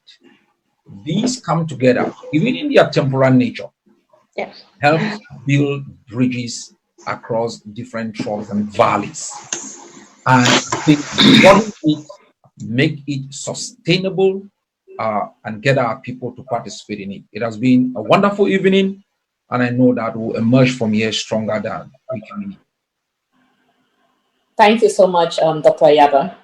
Comrade Yerima, your closing statement? Well, I want to thank Mambo and Jess for being our host tonight. And I want to thank my brothers for being here with me. It's such an honor that we can come together for Homeland. It's an honorable thing to do. We are treating this as a national emergency, and we will continue to work with NGOs, continue to educate our people on practical ways that we can handle and eradicate this pandemic. What is important is we're going to work together to make sure that our people can have masks, sanitizers at this time of need, and also work together to educate them on how they can do that on their own. Because I think that is the best and easiest way to keep them safe and keep our communities safe. In this regard, I want to say this to Amazonians. We should stop the attitude of taking the back seat and sit on our laptops and smear campaign initiatives of others. It is time for all of us to act responsibly. And we are open that let us come together and finish this responsibility that we've been called by our people to serve them. Amazonians. Sometimes I weep in my spirit about the things that I see on social media, the way we communicate with ourselves, and the way we treat ourselves on social media. That is not right. That is not correct.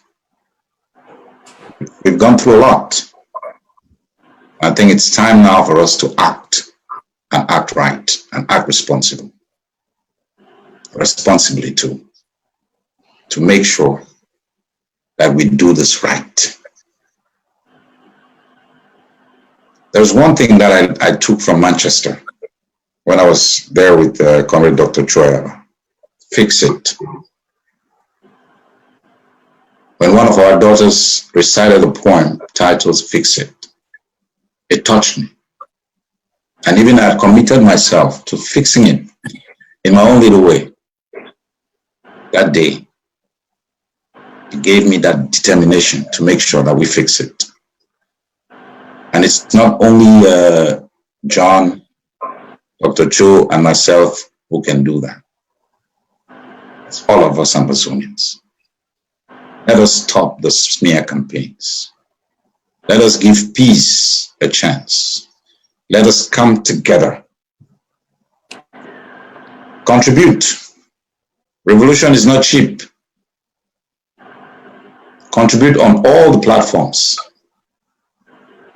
Because I believe that if you come to Dr. Cho, you go to Comrade Jumba Akuru, and you come to myself, and you ask for accountability and responsibility, you will see that. Because we believe in strong institutions, in our conversations and our discussions for our people. That is the kind of Ambazonia we have in view, and that is the kind of Ambazonia we're working for. So if you've taken the back seat, I believe today will be that day that you say, no, I want to be in the front seat and be a winner. Because what you see here, that is the winning spirit. We want to overcome, fight COVID-19 and defeat it. As well as we're going to fight La Republique and defeat La Republique from every inch in our territory. We must get Ambazonia back. And that is the spirit. We've started with these baby steps. We are willing to broaden as much as we can with other sister organizations. And we are going to support any initiative that is going to add value to the Ambazonian struggle. That is the kind of Ambazonia we seek. And that is the kind of Ambazonia that when we win, we will enjoy in the future. Thank you. Thank you. Thank you so much, Comrade Yerima.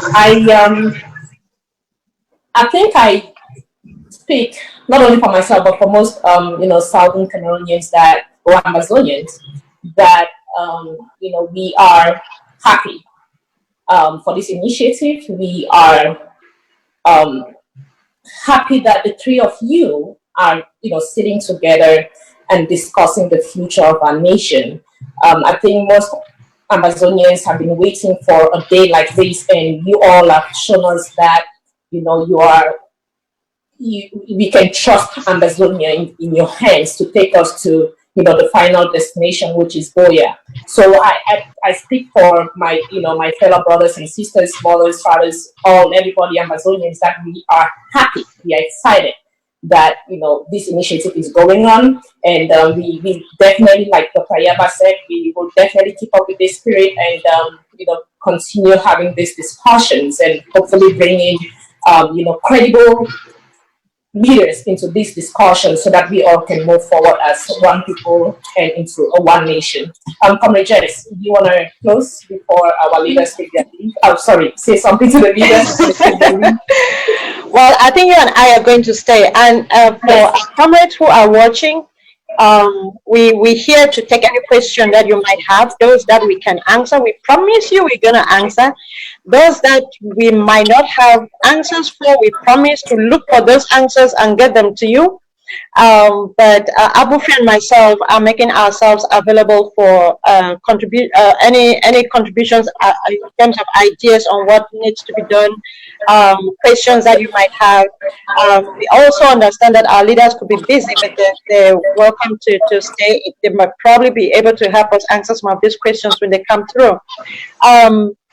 And Abufri, I agree with you. I think that this is the kind of thing that our people have yearned for, our people have prayed for, they've cried for in the revolution, especially after the recent months of chaos.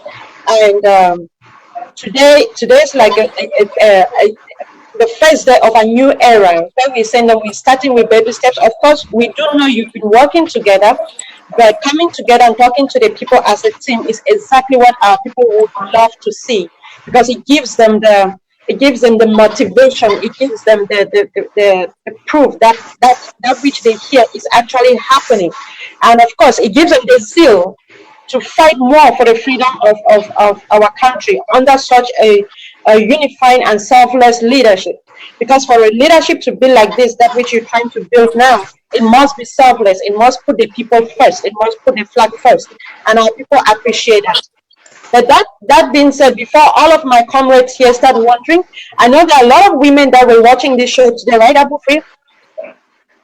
Excuse me, I didn't catch that. No, I'm saying there were a lot of women that were watching the show today. Yes, they were, absolutely. Yes, and I'm sure they've heard about this. Some of them probably have been wondering what is SCAWO. SCAWO simply means Southern Cameroon Women's League. You want to? Comrade Jess, before we dive into that.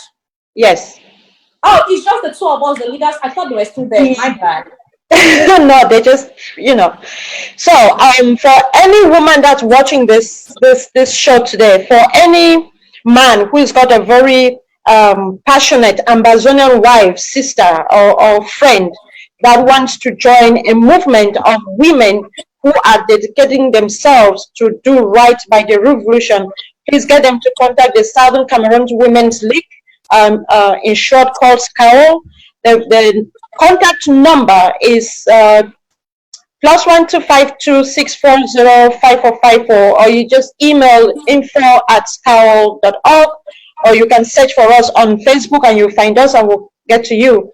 We need to build this very formidable wing of the revolution that's manned by women, and I'm hoping that our women will all join. Abofri, our people are still, I'm waiting to see if there are questions. In case someone doesn't understand the sanitization project we're talking about, if there are any questions that you want to ask us. Yes, guys, so you can go ahead, if you have any questions to ask, you can go ahead and type on the comment section, and it can range from, whatever, from the COVID-19 to, issues within this struggle. We are going to, try our best to answer. Well, at least I do have some background on infectious disease. That's my background. That's what I studied. So I think I can, myself and Jess, we can handle some questions on COVID-19. But please, if you do have other questions with regards to our struggle, please go ahead and ask, and we'll try as much as possible to answer. You can type your questions on the comment section.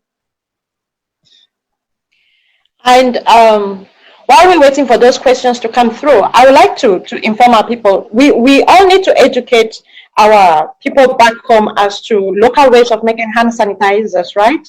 And masks. And those videos will be circulated in Pidgin in a few days, so that our people can get that. And we also trying to make sure that the ingredients that are needed for this are something that they can easily access, or they can easily find, and they can use. So we're trying to localize the making of this product so that anyone can just make them at home and use or distribute to their communities or whatever the case might be. So keep an eye out for those videos, comrade. We'll be sharing as much information. Of course, they're not from Apofri and I. We're talking to experts who know exactly what they're doing, what raw materials our people can get on ground zero and make these sanitizers, locally made sanitizers for communities, for families, and to keep everyone safe, as well as local masks, just things like handkerchiefs or some silk material. So we'll put all of that in a language that our people can understand. Yeah. And maybe for those of them that are fluent in their mother languages, they can take it upon themselves. You want to talk about that? Well, I think, I was just supporting what you were going to say, though, but I know you're about to talk about making short audios, right? Yes. Using our tribal languages, which I think is very important, because unfortunately we have old mothers and fathers that will, not probably still understand. So I don't want to sound no. I hear you. Yeah, so if we can have people that can make audios in their various local languages as well, that would be awesome, because this will, the information is going to reach our older, comrades, especially those in the villages that are not,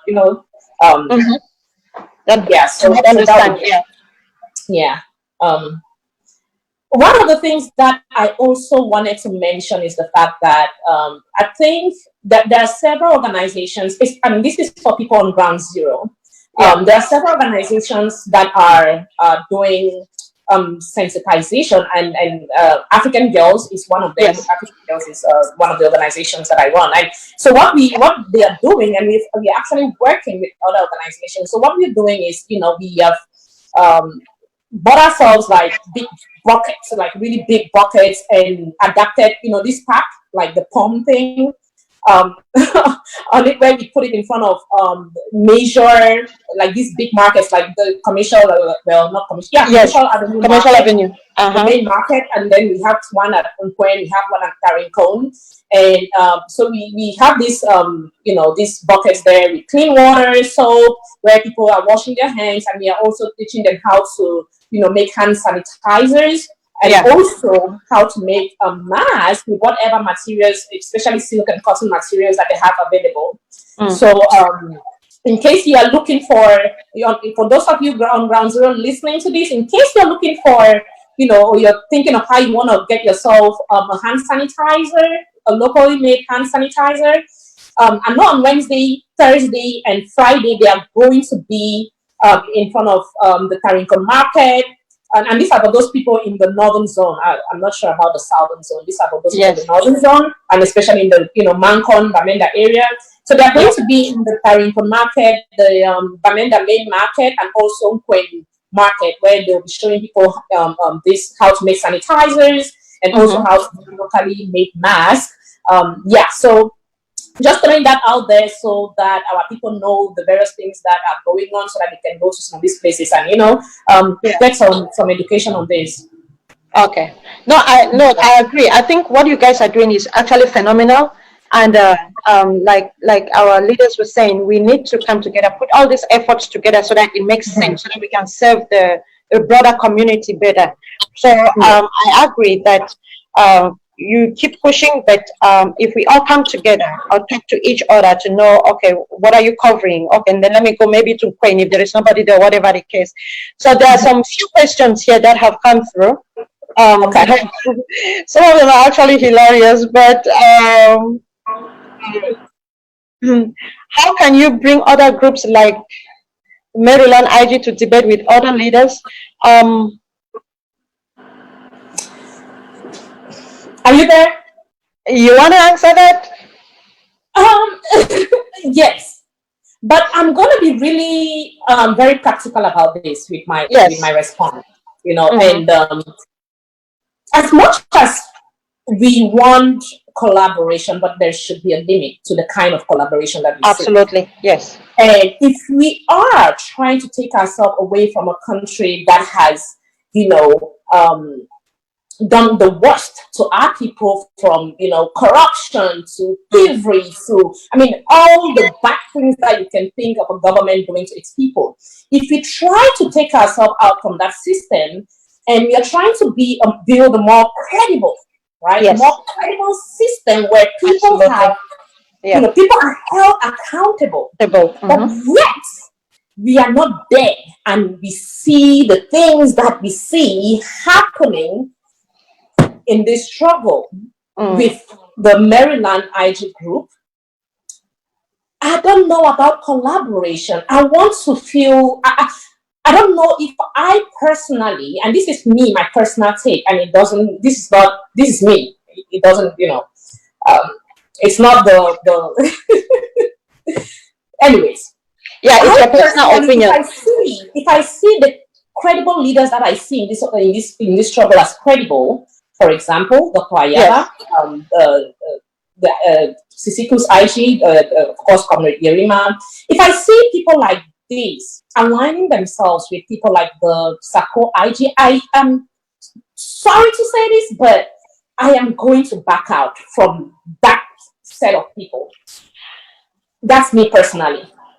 Yeah, I think you speak my mind. I don't think I have to elaborate any further than that. Look, I'm all for. Every revolution has always had its internal enablers. Every single one of them. Ambazonian revolution is not going to be any different. We have internal enablers. We have identified some of these enablers. Remember, as time goes on, we'll unearth some more. We have identified some of these internal enablers by way of action, by way of decisions, by way of policy, by way of everything, of talk, everything that you can think of. So once you identify internal enablers, what you do is you cut them off. You do not allow them to keep infesting their maliciousness on the revolution, because if you allow them, then you'll be destroying the revolution from within. So I agree when people say that when you want to collaborate, you don't just collaborate for the sake of it. By the way, who the heck is a frontline leader? You and I are leaders. Every single one on this call is a leader. So Who is a frontline leader? So, but let's not get into that discussion right now. The bottom line is that when you identify internal enablers, cut them off. And I'm not talking about internal enablers where it is as a result of witch hunting, where somebody just decided to witch hunt someone and say you did this. But proven enablers with a track record of everything that you've listed, Abofri, we need to keep these enablers aside. We need to name them, because when we get to Boya, they will have to answer for everything that they did against the revolution. So we just don't need to keep them aside. We need to name them. We need to put them on record with their deeds, how they caused, whatever they did, how much it did cause the revolution, the lives that whatever they did cause the revolution. And when we get to there, we'll address all of this. But for now, we keep them aside so that we can pursue the revolution the way it should be pursued. Let me ask you a question. I'm going to ask you this, and I think somebody was asking something similar to that. Yeah. Given the point where we are today, right, yes, in this, our beloved revolution, and given all the challenges that we have faced so far, yes, do you think, especially with the IG, do you think the creation of the IG was a good idea? The creation of the IG. Okay, let me put it like this. When you are in a revolution, it is a constant, evolving scenario, right? So, when you start a revolution, you do not have all the answers. You keep evolving as the situation evolves. So, at the given point, we could go back with that same question. We could go back and say, was Kakuf a good idea? Was the governing council a good idea?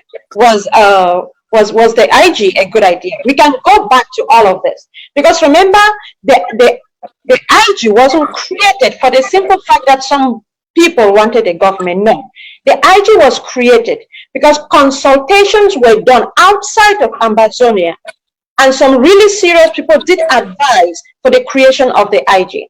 Now, the only thing that handicapped the IG was the fact that the leaders were abducted. Because let me put it this way: we saw the impact that President Sissoco had at the short time before his abduction.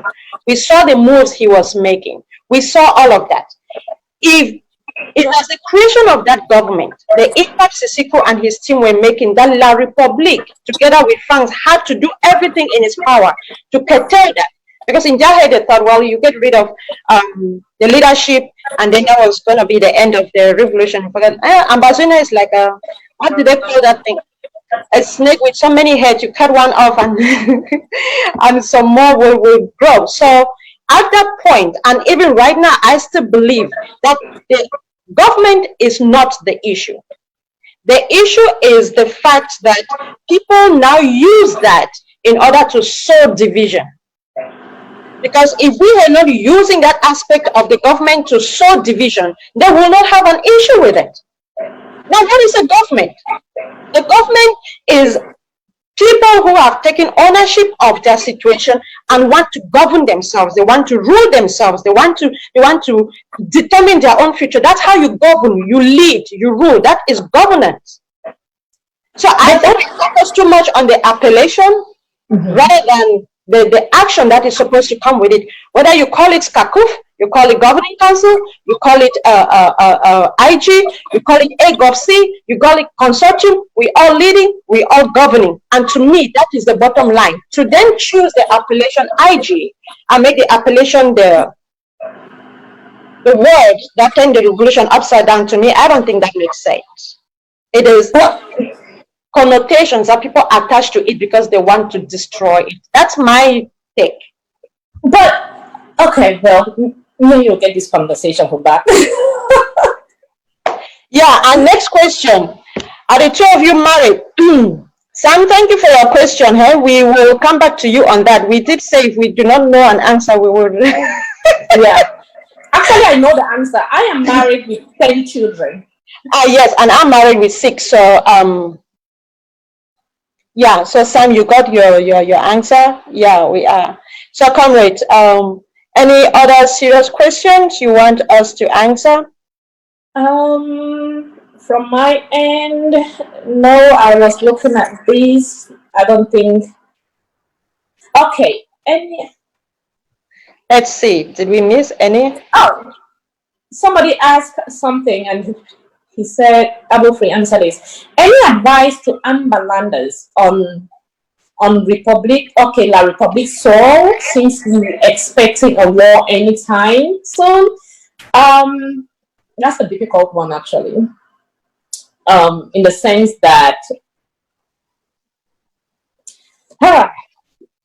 that's a difficult question because I always think that people should make choices on the things that they want to do, and again, that's just me. I would have my own policy in life. I think that people should make choices on what they prefer to do, what they think suits them. But with regards to that, one of the things that I've never supported personally, is having Amazonians in La Republic, because we cannot, it's kind of confusing when you are separating from people, right? You are trying to separate, or not separate, well, you're trying to gain your independence, and then you're going to live with the same people that are annihilating you and your entire village. So I know of people that have moved from ground zero, or from Amberland into Douala and Yaoundé, and I've never ever supported that movement, because I just think it's we cannot be crying foul play and then we go back and we're living with the same people that are causing this foul play. And again, that's just me and my opinion. But hey, people have their choices. If you want to stay in La Republic with all the challenges that they're having right now, I hear the president is the mortuary. But if you want to stay in La Republic at this point in time, hey, suit yourself. If you think that's the best decision for you, hey, we can only sit back here behind computers and talk and talk and talk. But they are the ones on the ground. They know where it's pinching them. So they make the decision that will benefit them, and so that's all I have to say about that. What do you think, Grace? Look, I think that given the genocide that La Republique did unleash on our people, and given that this war has been one-sided from when it started to today, it made sense to our people to flee the genocide that they would have encountered if they had stayed on our land, to flee into the country into which they were not being persecuted. Because the way I see La Republique is a foreign entity, so those I don't know, our people call them internally displaced persons. Those are not internally displaced, those are refugees, right, in La Republique du Cameroon. So they're seeking refuge in La Republique, and I think that because the war has been one-sided, then that makes sense for them to seek refuge in a place they consider to be safer. I personally do not have a problem with that. I understand the rationale behind that. But what the worry that we have is that should La Republique decide that they're not winning the war on Amberland and decides to fish out our people in their lands, then it's going to become a terrible thing, because we have quite a lot of them there. But we're hoping it doesn't come to that, because hopefully with everything that's going on them and the international pressure and the eyes that they have on them, they cannot afford to do that. But I think that it is important to know that we have refugees in La Republique, in Nigeria, in Ghana, in all of these countries, so they're just refugees. And let's not forget, before the struggle started, we had quite a sizable number of our people that were working in La Republique du Cameroon. So these are the people who are now housing the refugees that have fled Amberland as a result of the genocide. So it's the same as if you were working in Nigeria. Right. Yeah. So at that point, it was what it was, but now it is what it is, and our people are seeking refuge in La Republique because so they part of the question he asked is that now that there is an impending war in La Republique, apparently there is some war about, I don't know, but there's an impending war about to suit La Republic. What should our refugees do? Should they go back to Ambazonia, or should they keep on staying in La Republic? Which I think is actually a very relevant question, because you know, with our people being there, that would be another, you know, way for La Republic to target them. It will. I think Something like our that. people, yeah, our people need to start thinking, right? Yeah. They cannot afford to just sit and think that they're gonna be safe there forever. They need to start thinking, what if there's a situation where there is, for example, a coup d'etat or something? Who are the most likely victims in those circumstances? It will be our people. Yeah. So our people need to start thinking and start having some ideas, some safety measures, some snappy bags packed with all your documents that you can easily pick up and get on the move if you need to. So I think we need to educate our people to actually be alert. Keep those backpacks that you can grab on the go and get out of your house. Keep them ready. If you do have a car, keep your car fueled. Pack those bags with your kids' stuff and leave in the boot, and leave the rest of stuff that you're using in the house, and be ready for anything, because that land, that La Republic territory, is a serious territory of uncertainty, and no one really knows what's going to happen, and we are afraid in case of anything, our people are going to be the most hit. Yes, so we need to build that awareness. They should not fall asleep and think that they're going to be forever safe, and before the international community intervenes in a situation like that, there would have been a whole lot of casualties, and we really do not want that to happen. Okay. That's actually, yeah, they should start packing and getting ready for anything to happen. Yeah. So there's another question.